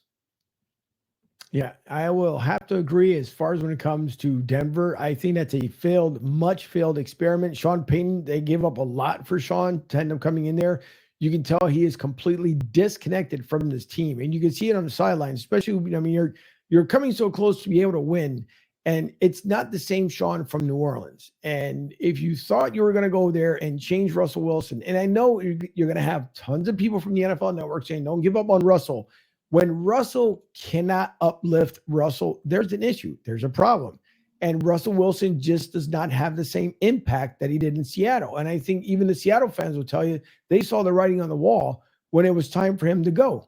And so Russell Wilson he doesn't have the same, basically even the same fundamentals that he had in Seattle. His time is up. We've seen it. I can also say the same thing for Bill Belichick with the Patriots. That party is just about over. And if Kraft turns around and has his son take over, I can tell you that the only reason why they want him to hang around is because Bill Belichick, of course, is trying to chase the Miami Dolphins wins. in order to do so. But because he can't cheat anymore, he's been exposed for what he is. And if there's any Patriots fans here, I hate to break your hearts. That's what you guys have done for many, many years. Let's not get that one twisted, because you know that is an absolute fact. And as far as when it comes to Joe Burrow, a lot of money that was paid for him since he has had a slow start. We've seen that before. Do I believe that Cincinnati is done? I don't think so. Do I think the Steelers could be done? I think so. And I think that's going to be a coaching change, even though the Hines family love to stick with what they have. The Steelers are just not the same Steelers as we've seen even a short 5 years ago. So, it's just, there's a lot of surprises this year. I think Miami's still very much on track to be able to, as long as Tua does not get hurt. We all know he is one chunky soup away from turning into vegetable soup. And so we hope that it doesn't happen, but he is very close from being concussed again if he is. And I'm really surprised that his family told him to go back out there and live his dream. One more hit, and it could be detrimental for Tua. Until that point happens, Miami is looking as a strong contender to be able to make a good playoff run, because they have the weapons around them, and we can hope that it end up carrying for them. The other one that I will say, to kind of add to Dunkin' Dad, is the Texans are pretty much a lost cause, but new head coach, basically some new coordinators, so it's going to take a while. Am I going to rag on the Texans? Not really, because it's a rebuild mode. Everybody knows this. It's just going to take them a while. What I feel bad for is the rookie quarterbacks, both for Carolina and for Texans, because the confidence is not there. And you've been thrown to the wolves, and it's hard to be a starting QB in this NFL when you're coming straight out of college. Everyone cannot be a Jalen Hurts.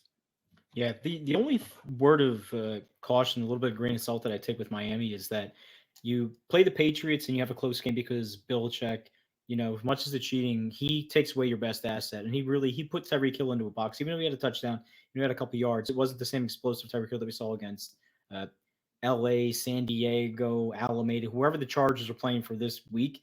But they don't play defense. Like the Chargers don't play defense. So when I saw... Can I ask you a question while you're hitting on this, though? Mm-hmm. All right. So the Dolphins look good, but the Patriots had a chance to win that game, and they didn't. Now, if you go back the week before, the Dolphins looked good, but San Diego did not manage the clock. San Diego, LA, whoever they are, did not manage the clock at the end of the game. Right.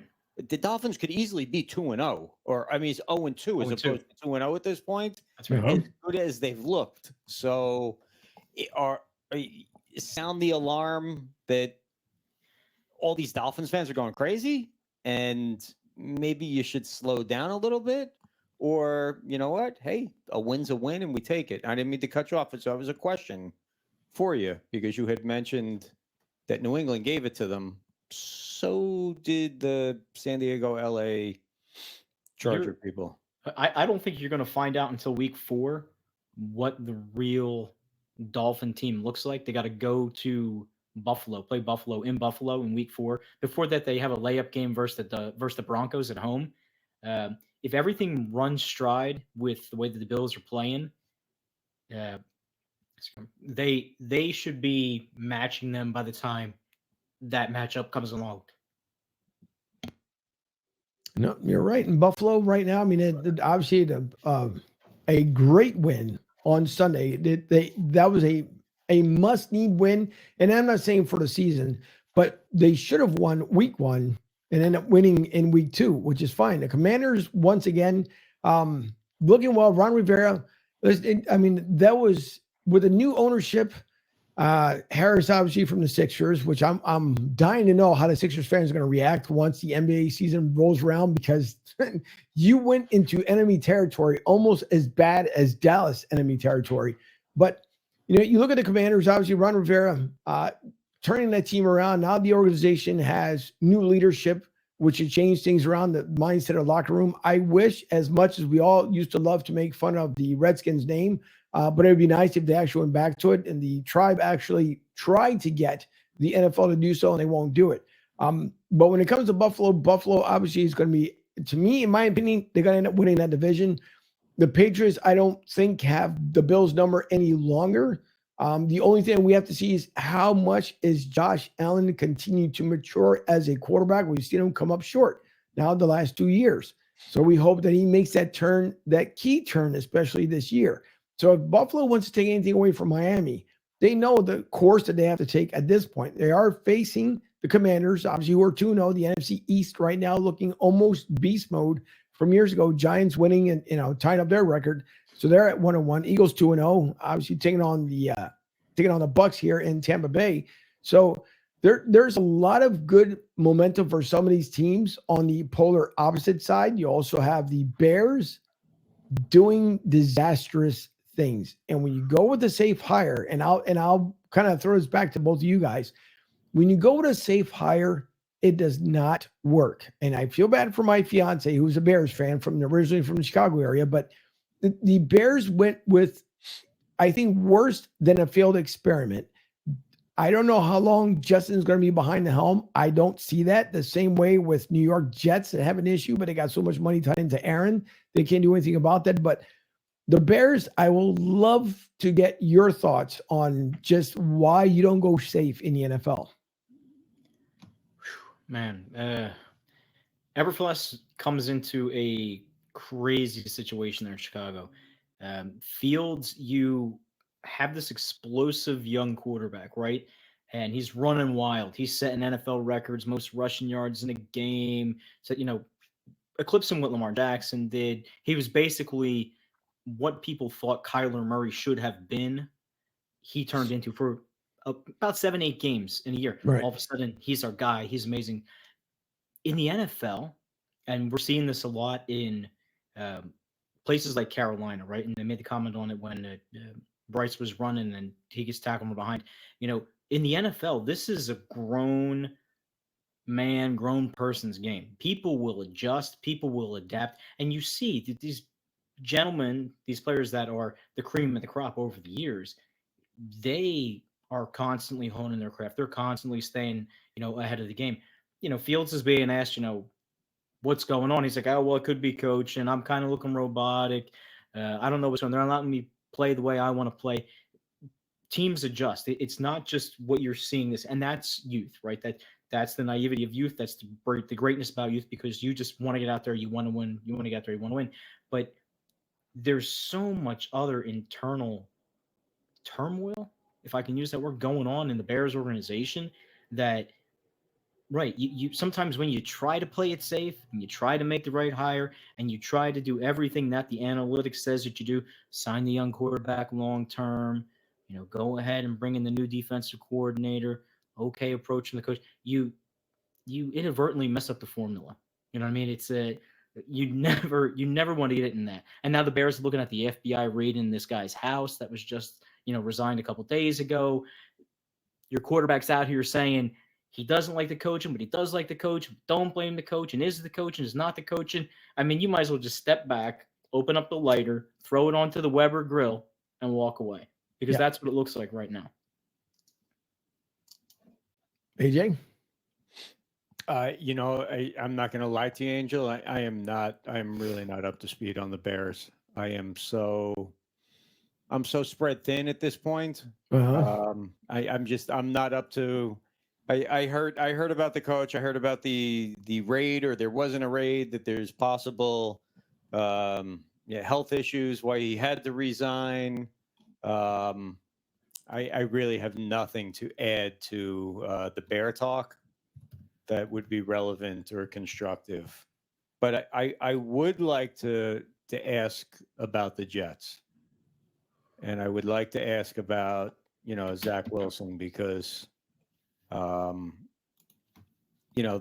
dude was not good last year. No. He started out with some wins in the beginning of the season, but he was not good. And then he, was Aaron Rodgers' sidekick all throughout training camp. And, I'm sure that was a really good thing for him. But the game against the Cowboys this weekend with the Jets reminded me a lot of last year's NFC Championship game with the Philadelphia Eagles and the San Francisco 49ers. And that was that game where the Eagles won, because the 49ers literally had no quarterback. I don't mean like they had a bad quarterback. Like they had no quarterback. Purdy got knocked out in the very beginning of the game. So they had no quarterback. And if I can say that one more time, no quarterback. The Jets right now, Next man up. they have no quarterback. I mean, this is, and how are they going to keep rolling? And now they're going to go into New England this week. New England is something like they're 14-0 in the last 14 games, or 12-0 in the last 12 games against the Jets in New England. And Wilson loves to throw the ball to the New England defensive backs. I mean, this is how are they just saying the right things by saying Zach is our quarterback? Or they got to do something, or else. I mean, think of put yourself in the shoes of a Jets fan. 2 weeks ago, you had Super Bowl aspirations. Well, these were all overblown. This is just like the Mets signing Justin Verlander and Scherzer, two 40-year-olds to these monster. Rodgers wasn't that good last year. They give him all the money. You bring him in. You expect that he's going to take you right over the top. And he goes down immediately. Everything crashes. Somehow, miraculously, because the Jets have a really good defense, they end up beating Buffalo.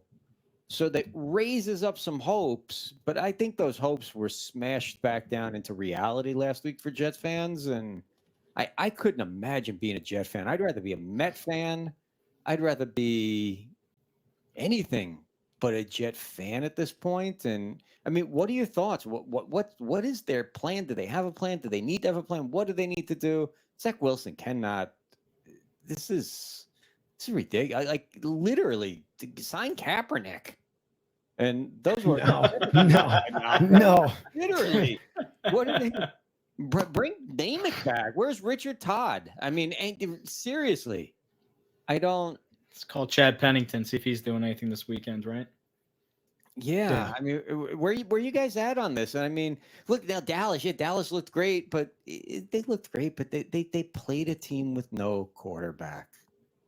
So before we start anointing Dallas as the king of the NFL right now, let's slow down a little bit, okay? It's still too early to anoint anyone the king of the NFL, but Dallas has beaten two crappy New York teams so far. Yeah. That's it. End of story. There's not. Yeah, they won. They did what they were supposed to do, and that's it. That's it. But right. That's it. They beat like pee-wee football teams. That's what it is. And we all know, because we hear it from the NFL broadcasters, whether you watch Amazon, whether you watch ESPN, there's certain teams they love to ride the coattails. And if you listen to a former QB that's on one of these networks, you'll hear him flip-flop so bad because he wants to make sure, number one, was, oh my God, Dallas is the best thing since sliced bread. Not Dallas fans. Again, if you guys are in here, okay, don't think for any reason whatsoever you guys are winning a division. Yeah, you look nice for 2 weeks, but that's about it. You face a Jets team right now with Zach Wilson that, as Don Juan said, he can't even get out of his own head here. The big thing is with Zach Wilson and the New York Jets, because they invested so much into Aaron Rodgers and they have dead cap space, there's nothing left in there. The only thing they can do is go to a local grocery store and see who's available on restocking shelves and how far they can throw the can down the aisle, because New York Jets are not going to be able to do anything. Unfortunately, Zach Wilson, he's done as well. He knows that when you lack confidence and you just cannot do anything. I mean, he can't hit. He was worse than McNabb when McNabb was coming to an end, where McNabb couldn't even hit your feet and he was only 2 feet away. So Zach Wilson just won't get the job done. The New York Jets, there's nothing else they're going to be able to do but to get whoever they have in a practice squad. And if you get somebody, you're really going to have to end up owing them money. It's going to be Bobby Bonilla Day all over again for the Jets instead of the Mets, because that's what you're going to have to do, because there is no money there. Unfortunately, you would have to you would have to get rid of at least 4 contracts to bring in anybody who would be available. And so New York is just they're going to go through their issues. You know, it's a shame because they believed in a lot in Aaron Rodgers.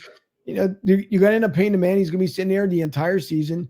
If he comes back next year, it's different when you're past your mid-30s and you have a sustainable injury and you think in your mind, you can come back and be better than when you were. Aaron Rodgers' experiment ended with that injury. Again, Jets fans, I hate to break the news to you, 38 years old. By the time he comes back, he's going to be 39. It doesn't bode well. We've seen this with quarterbacks as it going on. Vinny Testaverde, another experiment in our program. What happened to Vinny? Same thing. Tom Brady knew his time was up. He knew it. He should have been done about 3 seasons ago. But like everything else, some guys, it's hard for them to put the cleats up, throw away the jersey, and say, I'm done. That's it. So when it comes to the Jets, unfortunately, there's not much room that they have for them to be able to acquire a great standing backup quarterback. Gardner Minshew obviously is not available because he took over with the Colts and ended up winning that game. So, it's tough.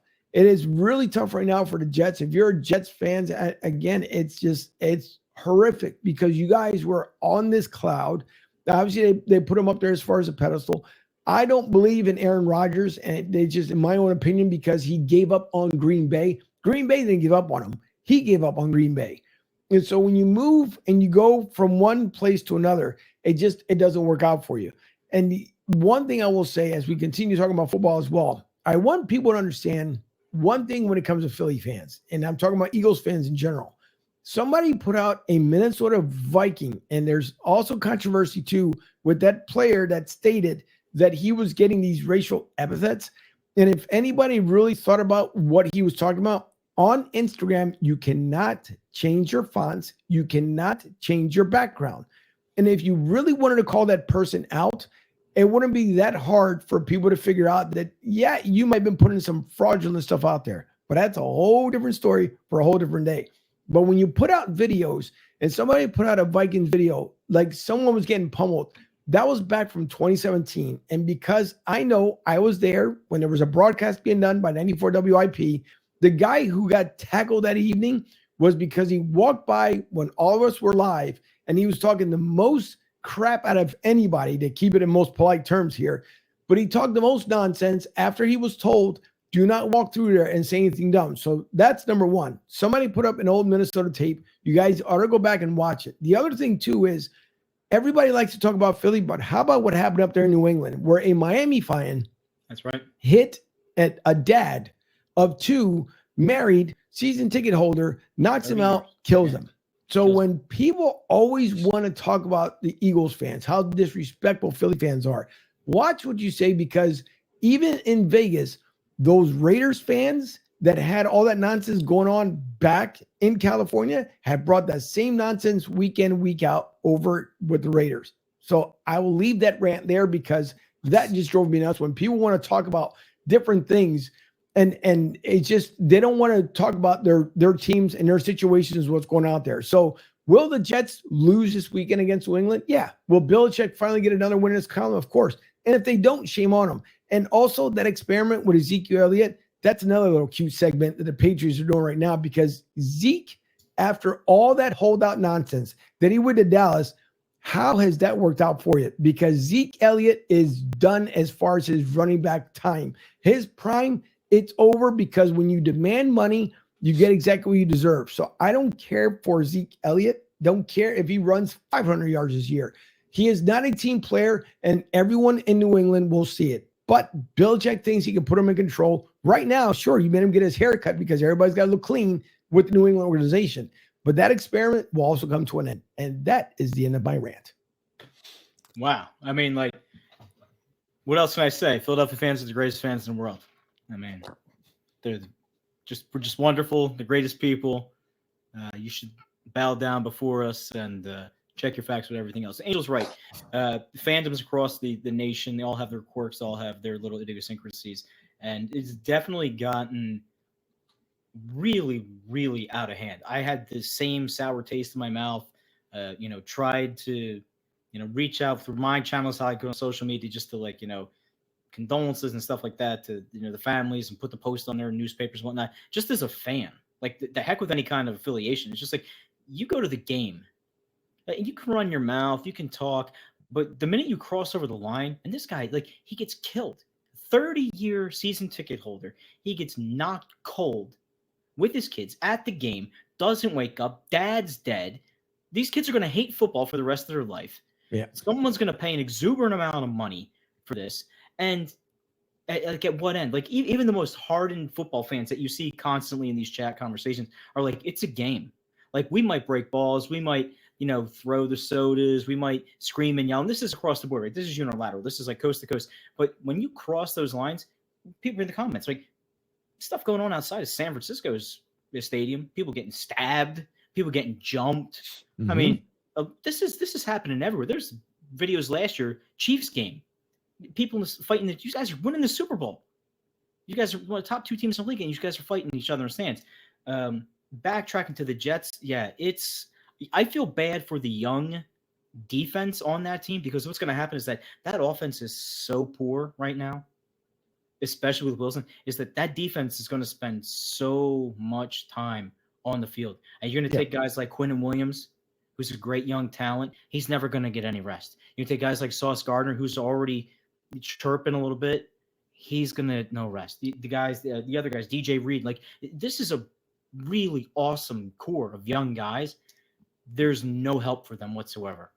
There's nothing. There's no respite when that offense takes the field. They're sitting there like helmet still on my shoulder, ready to go, because this guy's going to fumble. This guy's going to turn it over. And you're exactly right with Aaron Rodgers. A lot of expectation going into the season, but who was going to pass protect for Aaron Rodgers on that Jets line?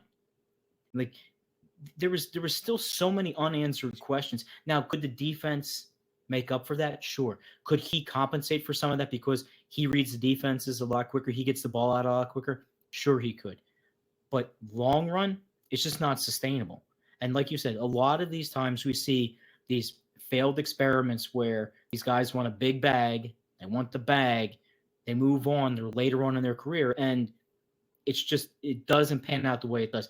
Perfect scenario for Brady to go to Tampa, got a great line, halfway decent running game, 2 premier wide receivers. He brings Gronk with him. They win a championship. Like, he just didn't recreate the wheel. Arians let him do what he wanted to do. That's awesome. But to his credit, he knew when it was time. Yeah, I got to go. But you don't see that. And then coming back from the injuries, you're right. It's not the same. You think it's the same. I mean, case in point for Philadelphia, you look at Carson Wentz. Carson Wentz was playing MVP level football. Don't let anybody tell you anything else. People are like, oh, he's horrible, and I'm glad we had Nick Foles win, and blah, blah, blah. Listen, Carson Wentz doesn't get hurt. Eagles still win the Super Bowl, and he wins the MVP. He was playing that well. He was playing that well. He was making every throw he had to make. He was shrugging guys off of his shoulders. He was breaking out and getting the 7-8 yard runs. He gets injured, and then it gets into his headspace, and you start to press. You try to come back. You try to get to this level that where you were. And when you turn up Father Time and the age goes by, you can't do it the same.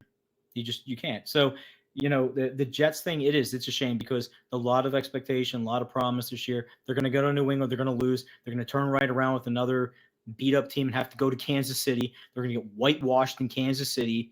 And then maybe, they'll turn around week 5 and they'll have an opportunity to win a game. But at that point, it's going to be a little too late. They're going to go to Denver, play the Broncos in Denver, who are going to be a desperate team in week 5. It's just it's a sad situation for the Jets, and I feel for Joe Douglas because Joe Douglas did a great job with drafting. He did a great job with putting himself in a position to get this young talent. But again, if you're the fireman Jets guy or whatever it is, you've got to be. He's got to be wondering when is this going to happen? Yeah. Can we just finally cross the finish line? Can we get there? But shout out to the Jets fans, man. Keep plugging away. Let me ask you this. So this weekend coming up, the games. Why do we have to have 2 Monday night games now? Oh my gosh. Is this every week for the rest of the season now? I don't know. I thought it was just 1 week, but there's 2. No. But I'm looking through these games. The only really sort of marquee matchup that I'm seeing is Philly-Tampa. Mm-hmm.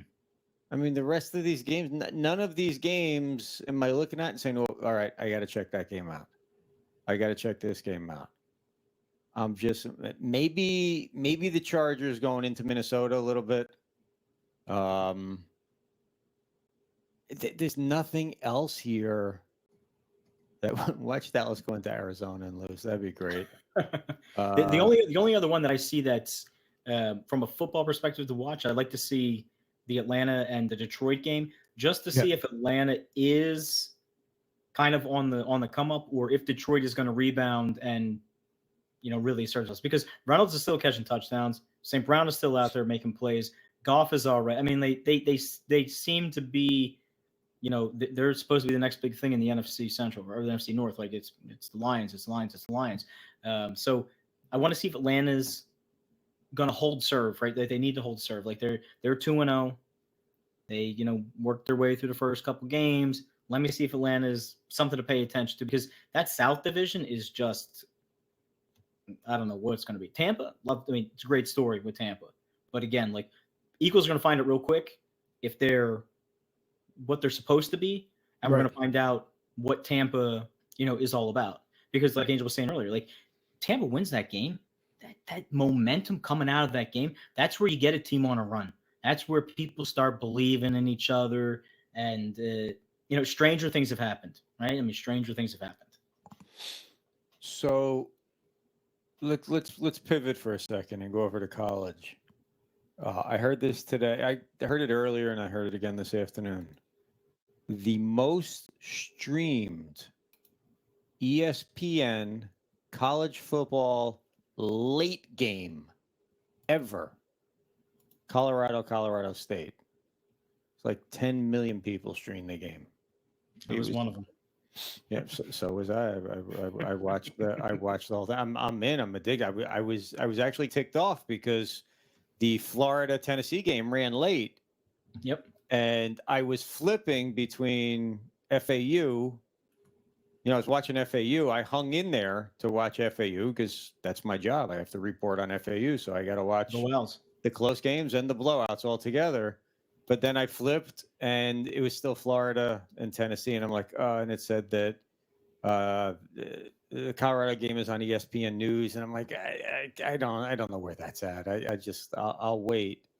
That Dion's sunglasses, he sold 2.5, I think, million pairs of sunglasses in over a week's time. Yeah, Blender's made a lot of money. Yeah, for sure.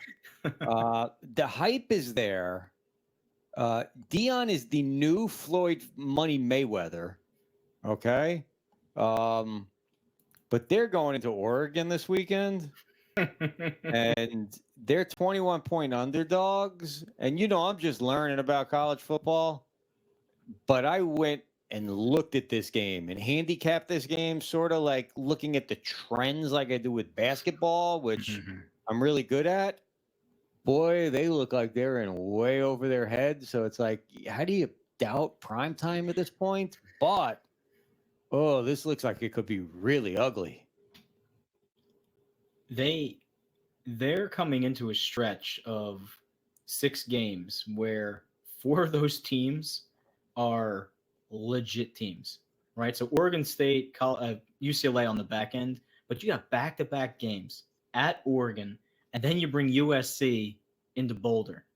Like Caleb Williams, if he's watching any of that tape against Colorado State, he's like, I can't wait to throw against these guys.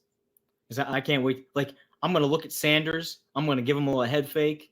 I'm going to go over the top all day. I mean, Caleb Williams is a NFL ready quarterback. He's ready to sit there and play on. So he could have went last year, but he decided to stay and come back. This Oregon game, Oregon's putting up 55 points versus Hawaii.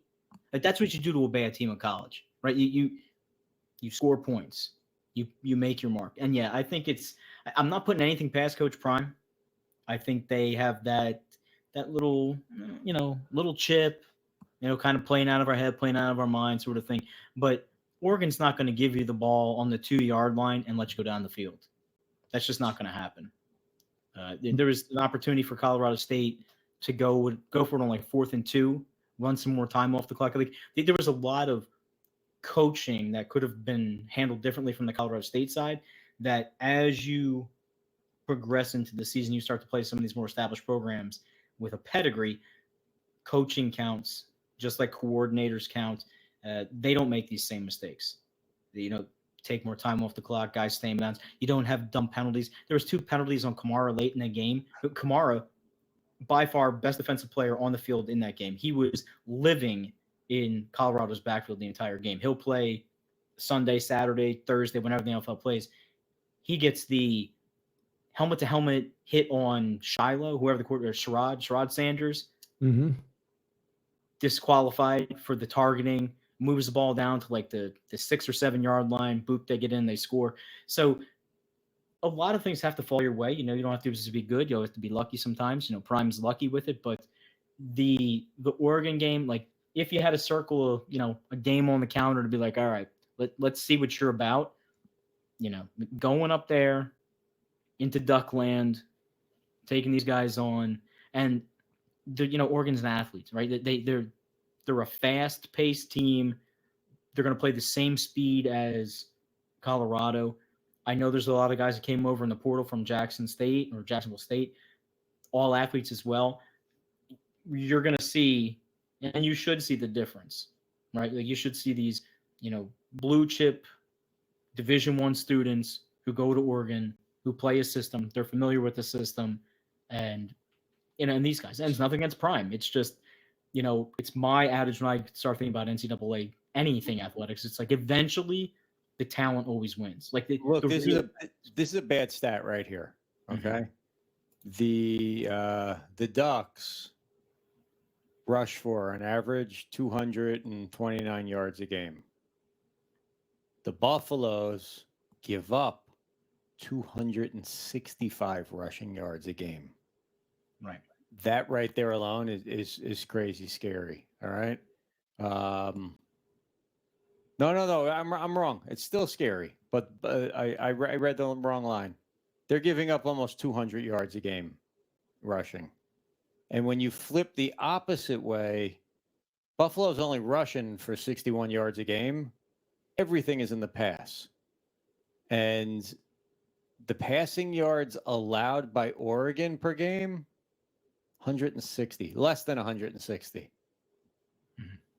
I just, man, I'm all over this Coach Prime thing. College football is very exciting to me with FAU and Coach Prime. How could you not be? But this seems like a tall task. But for the first time I think in history, every Colorado game is sold out. Yeah, and all of their road games, I believe, were sold out too. Colorado's average ticket price last week was higher than any NFL game ticket price. So, I mean, everybody is all over this. But what happens if they somehow can win one of the next two games? You're looking at insanity at that point. I mean, you had so many people that were coming in that aren't even in Colorado that were flying in to the games because they want to see what Coach Prime was all about. On top of these sideshows that were on the sideline, you have former NFL athletes, you had current NBA ballers. There were so many people that were coming over to Coach Prime's spot just to see them pull off the win. Now he's got a big chip on his shoulder as well because what happened to him, within the last 2 years as far as his coaching. So he's trying to prove a point that he is for real, that he is an actual college coach and he deserves to be respected. That's coming from Coach Prime. Look at all the shows that went to Colorado and did broadcasts last week. You had McAfee, you had First Take, you had another ESPN show, and you had Fox. So these are four going into a school that, what did they win? 3 games last year at that school, or 1 game? 1-11. Last year, 1 game. 1 game. 1-11. Yep. So you win 1 game this year, and then next year in your second week, you have 4 of the biggest sports college football shows broadcasting live from your game. I mean, the hype is nuts. It is. But that's what they're going to put people in the seats. That's what they're going to end up doing. I was his son the same way. He's got a chip on his shoulder because he wasn't acknowledged when they were in practice, when they were in training camp. And so he's trying to prove himself as well. There's a lot that's going to be riding on Colorado. And I mean, if you're going to put up that kind of crazy hype behind your team, you better hope that you're able to come out like gangbusters against Oregon. It's going to be tough to beat that team. That's going to be their first true test of the season. But as you said, AJ, if they turn around and they beat Oregon, we're probably going to see a media onslaught of people that we probably never even heard about before. Matter of fact, there's probably going to be people in third world countries that are going to be talking about it because they're going to go bananas. Even the guys who barely speak, any kind of English, as far as from my neck of the woods, did you see the game? This is going to be crazy. I don't know. I don't speak that much English. I put it on my Google network and it's going to go crazy. But it's going to be so much hype behind this. I don't even know how you stop that train at that point. And then if they lose the first one, let's just say again, hypothetically, they lose this one against Oregon. Do then the people who said maybe the Dion, experiment has come to an end because you're going to hear it. God forbid you lose that first game, but they beat Oregon. I mean, it's something that they'll probably create their own social media network. I mean, God knows what end up coming. If they lose a close game, did they stay in the top 25?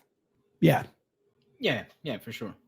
Yeah, I think if they lose to, even if they lose to Oregon and it's respectable, 2 touchdowns, they're still going to stay in the top 25. I don't think they fall out of the top 25. Now, if they go to USC and they get whitewashed, that's going to be the end of the conversation. But, again, like stranger things have happened, right? Who knows? They come out all early. They might get the ball first. They might run down touchdown. They get a quick turnover. They look up. They're up 14-0. All of a sudden, Oregon starts out, thinking themselves. That's when stuff gets, squirrely. But just to touch on the Colorado point for a second, the Travis Hunter kid. Listen, we know it was a dirty hit that the kid took. We know the lacerated liver. That's horrible. Should never happen. On the other side of the ball, though, knuckleheads. Stop with the terroristic threats. Stop with the death threats. Yeah. It's football, right? Like that stuff happens. The kid took his penalty. It could have been malicious. We're not here to judge, but don't go calling out his mom and his dad and his brothers and his sisters that you're going to stop that stuff.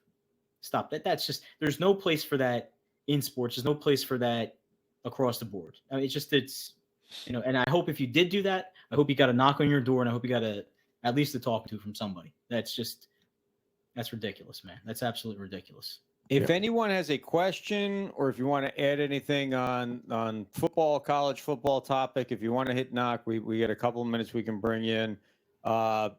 Going to a team that's, obviously not in the top 25, but a team that we're following closely is the FAU Owls.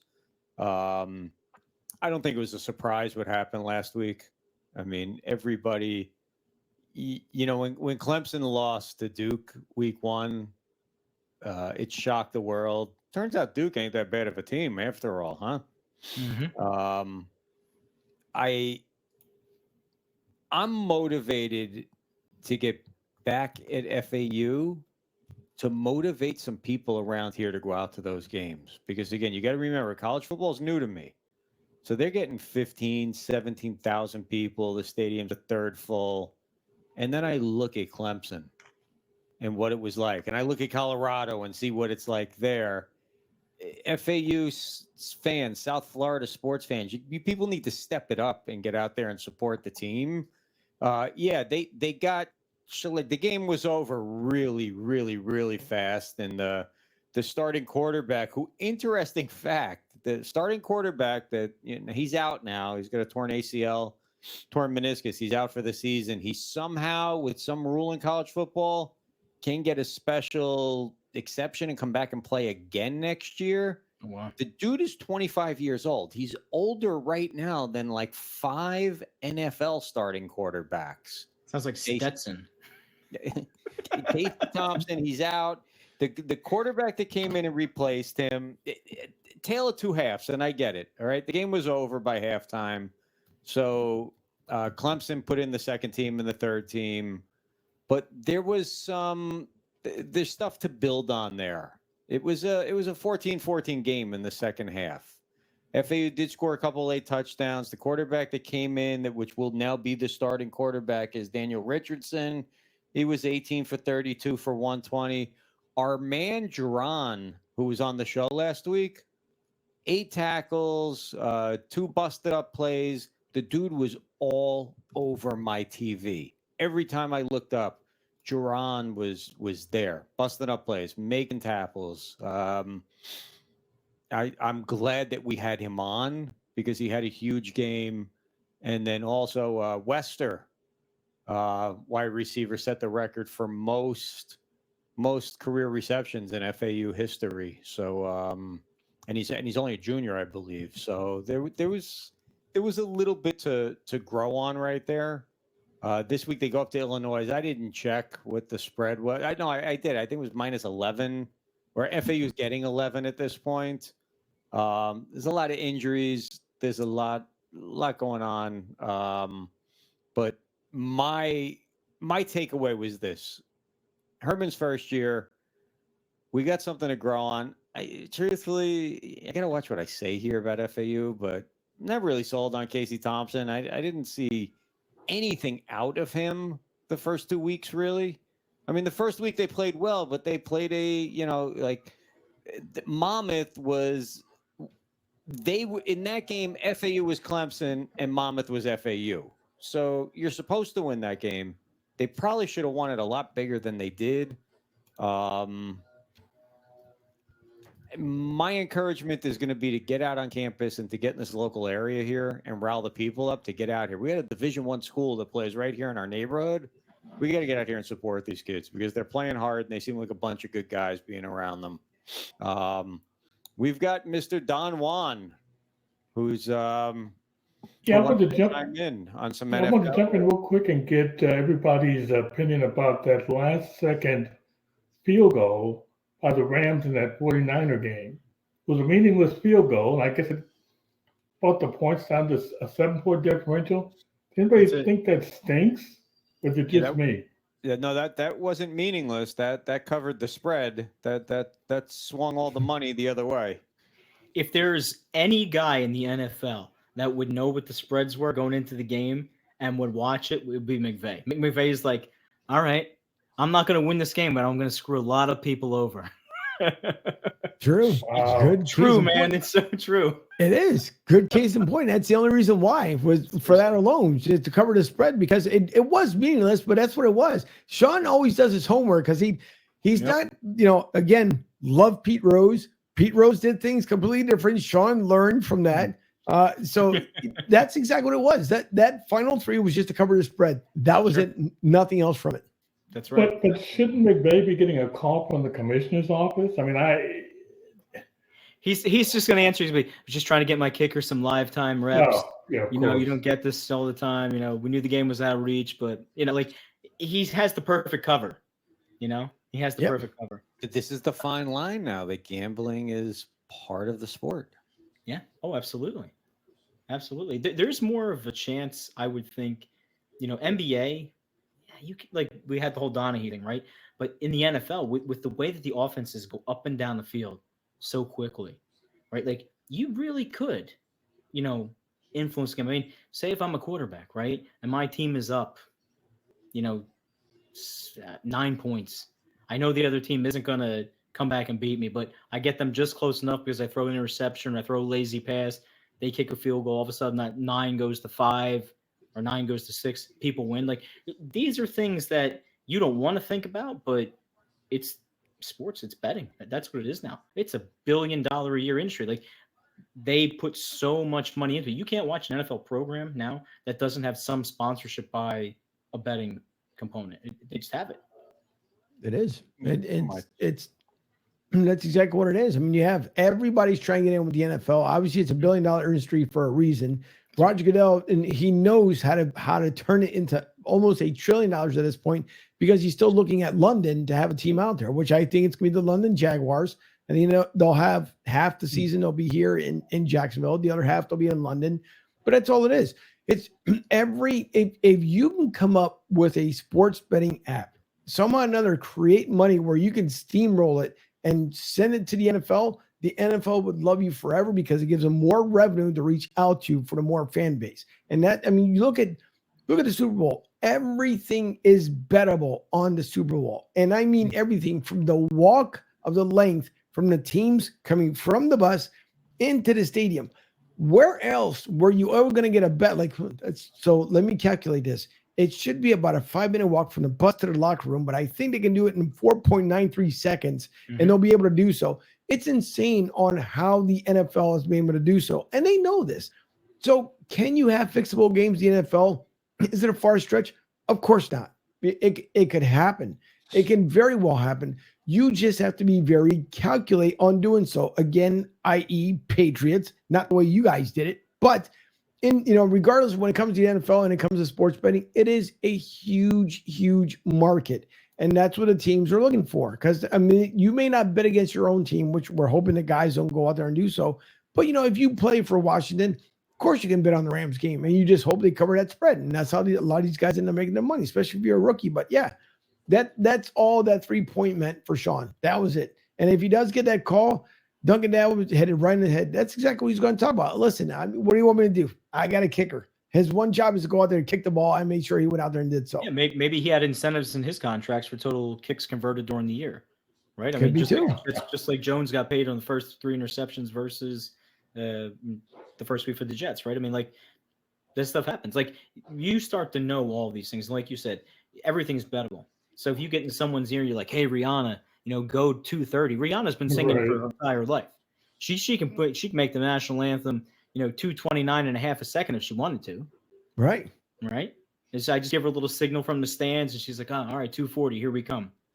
Yeah, what's to keep her from putting a few bucks on that bet? Right, exactly. You know who's not betting, though? Us porch loves in Florida. We continue to wait and wait. Wow. Yeah. And wait. And now I'm hearing, but I don't believe anything I hear, but now I'm hearing next week because the court has to reply, or the court has replied, but now the Magic City Casino has 10 days to reply to the reply.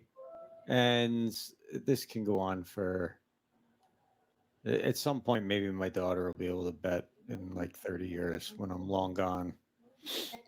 They could, but at least they didn't make a bigger stride, though, because at one point they said absolutely not. And so they made a pretty good stride as far as being able to do so. And obviously the Hard Rock is trying to make a big push for it as well. So it could happen, again, depending on if DeSantis, who really cannot get involved, but if he nudge, wink somebody and tells them, hey, look, the state can really benefit from this if you guys do this the right way. I have a great follow-up question to that. Go ahead, AJ. It's all, this is beyond DeSantis. Now, DeSantis already cut the deal. The state of Florida is going to get $500 million, or at least $500 million a year from the tribe for sports betting. Yep. It's this little rinky-dink casino in Miami that said, hey, wait a minute, you can't give them a monopoly. The tribe, you can't give them monopoly, which I kind of agree with, but you know what? It's a done deal. So this is little rinky, and now the guy doesn't even own the casino anymore. He sold it. He's out of it, but he's still pushing this. We don't care about you. We didn't care about you when you owned the casino. We don't care about you now. We want our sports betting. I don't care if it's FanDuel, if it's just the Seminoles. I don't care what it is. Wrap it up, bring it in, bring in the friggin' Columbos and the Gambinos at this point. It doesn't matter. We're tired of this. Just put it behind us. We want to play. That's it. And it's this guy is just he's going to push it all the way to the Supreme Court. And from everything, I follow this like every 2 hours. I'm checking and I'm reading what is the latest. And a lot of people jump the gun on Twitter and they're like, oh, it's definitely going to launch on such and such a date. No, it looks like it's going to be another 10 days, but nobody knows. Technically, they can turn it on right now, but they don't want to turn it on because if the court comes back against them, then they got to flip the switch back off. Already happened to them once. They don't want to do it again. Bingo. But it's aggravating. But we want our sports betting in Florida, and we want it yesterday. Okay? You guys care about football. I got NBA season coming up. I need my sport. I can't be going offshore all the time. So, Don Juan, how'd you enjoy the show tonight? It's great. I like the structure. You bring on a guest, have them around for a while. Good interaction. So I Don't you like the like Bill? format. I think it's good. You like Bill from Top Fan Yeah, Rivalry? I've been on that site a few times, and I saw him earlier. I think it was on one of your shows a couple of months ago. It's a pretty good site. He's a So you good get deal. good information. Have you checked out Broad Street South yet in 1029? So 1029, have you checked it out, Dawan? No, I have not. No, and in fact, when Joe came on, I was kind of trying to do a Google search to see where I could find it. So Angel, where can we get the 1029 app? And first of all, it's around the clock broadcasting. Yeah. Give everybody a rundown on both Broad Street South and 1029. So if you guys go to the App Store for Apple, you go to Google Play Store and you look for Sports Radio 102.9 FM The Game, you can download the app that way. You can also go to broadstsouth.com. And if you go, yep, there you go. As Misha Johnson is playing right now on the network. And by the way, great guest. So much fun. With her, it was fun catching up with her even before the show had started. But if you go to broadstsouth.com, you'll see the link for sports radio. It's right up across the screen. If you look in the middle part of the page, you'll see the app links right there, which makes it even easier. So you can go right there, and if you have your iPhone, you can download it there. If you have your Google Android phone, you can do it that way as well. So I'd appreciate it as well, because it's able to add more. The Alexa skill app is on the way, so that should be developed in about 2 weeks. So if you do have an Alexa at home, mine is probably going to go off. You tell it to play Sports Radio 102.9 from The Game. It'll be available that way as well. So there's always constant new shows coming around. There's a lot of people reaching out as far as for their content. I check it out and see what's good and what's bad, what's indifferent. And I appreciate it. But Broad Street South, we just started about 3 years ago. We're coming into year 4. It's been a slow, steady build. It's been a lot of fun connecting with a lot of folks. I think at this point we've had over 150 different guests on, which has been fun. Some guys like Derek Gunn, Mark Farzi, Rob Motti, by the way, his show is on the network as well. The Faith on the Field show, he does a fantastic job with that.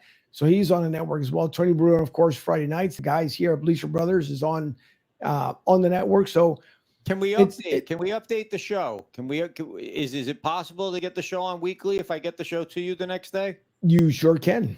Okay. All yeah. right. All I need is you know exactly what I need from you. So I need it from you, and then I can get updated with that. Absolutely no issues whatsoever. So that'll be the fun part. But yeah, it's been fun building the radio station.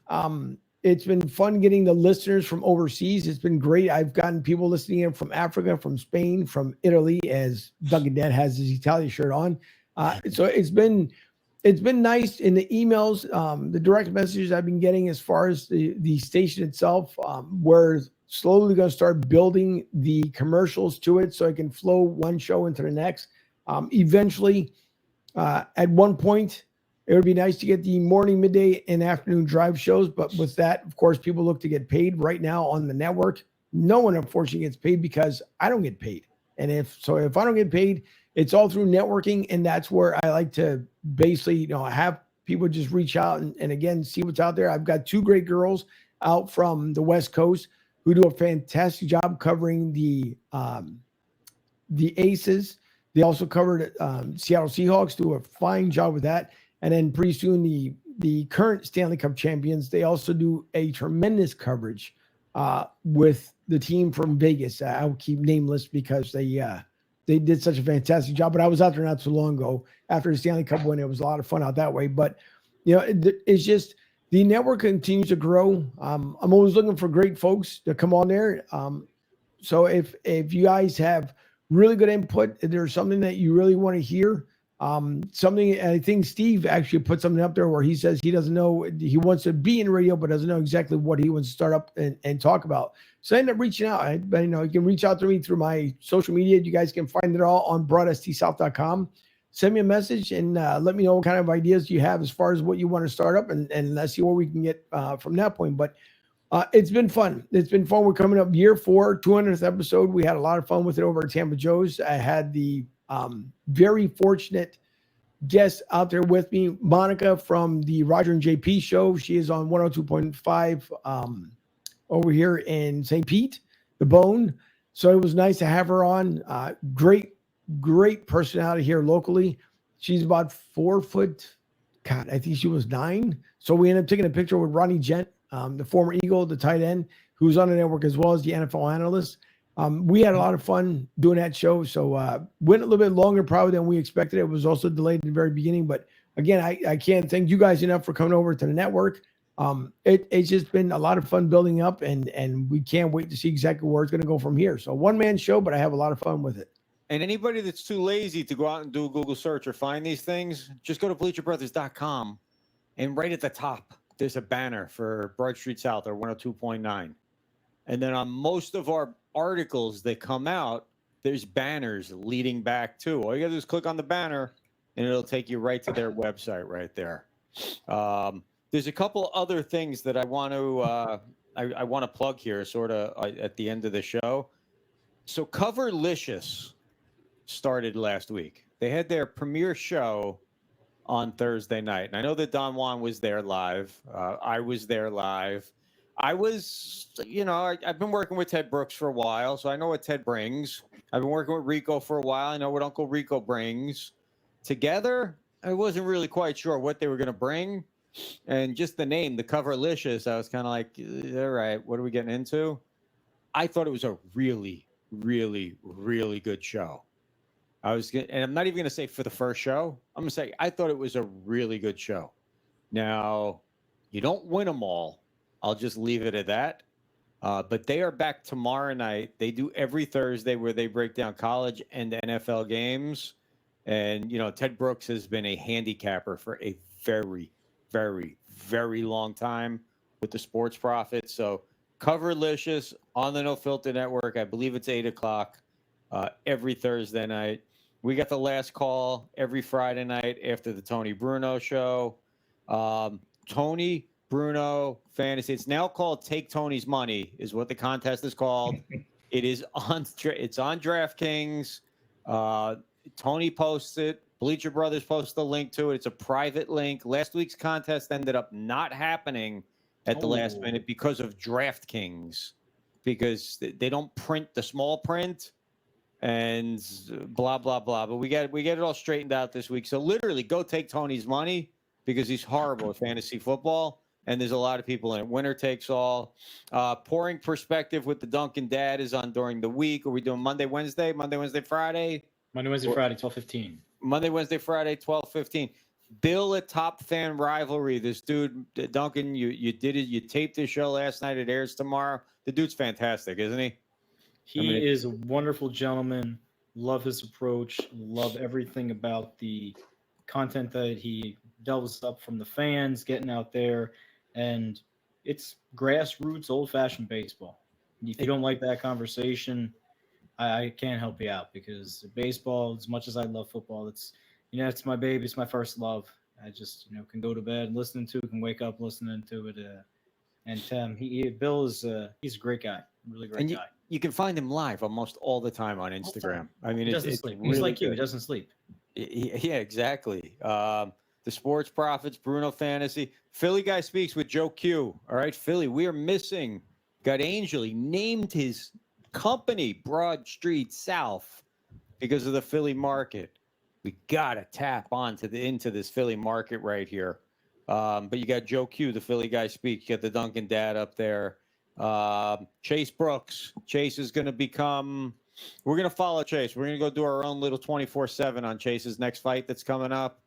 I felt so bad for this kid the day he was driving here and the fight got canceled. And that's why we didn't go. I'm like, yeah, I'm media, but what the hell? I'm going down there for Chase. I don't want to go down there and see these other guys. So hopefully if Chase is going to fight in New York, well, then maybe some of you guys from up north can actually go to New York and cover the fight for Chase right there.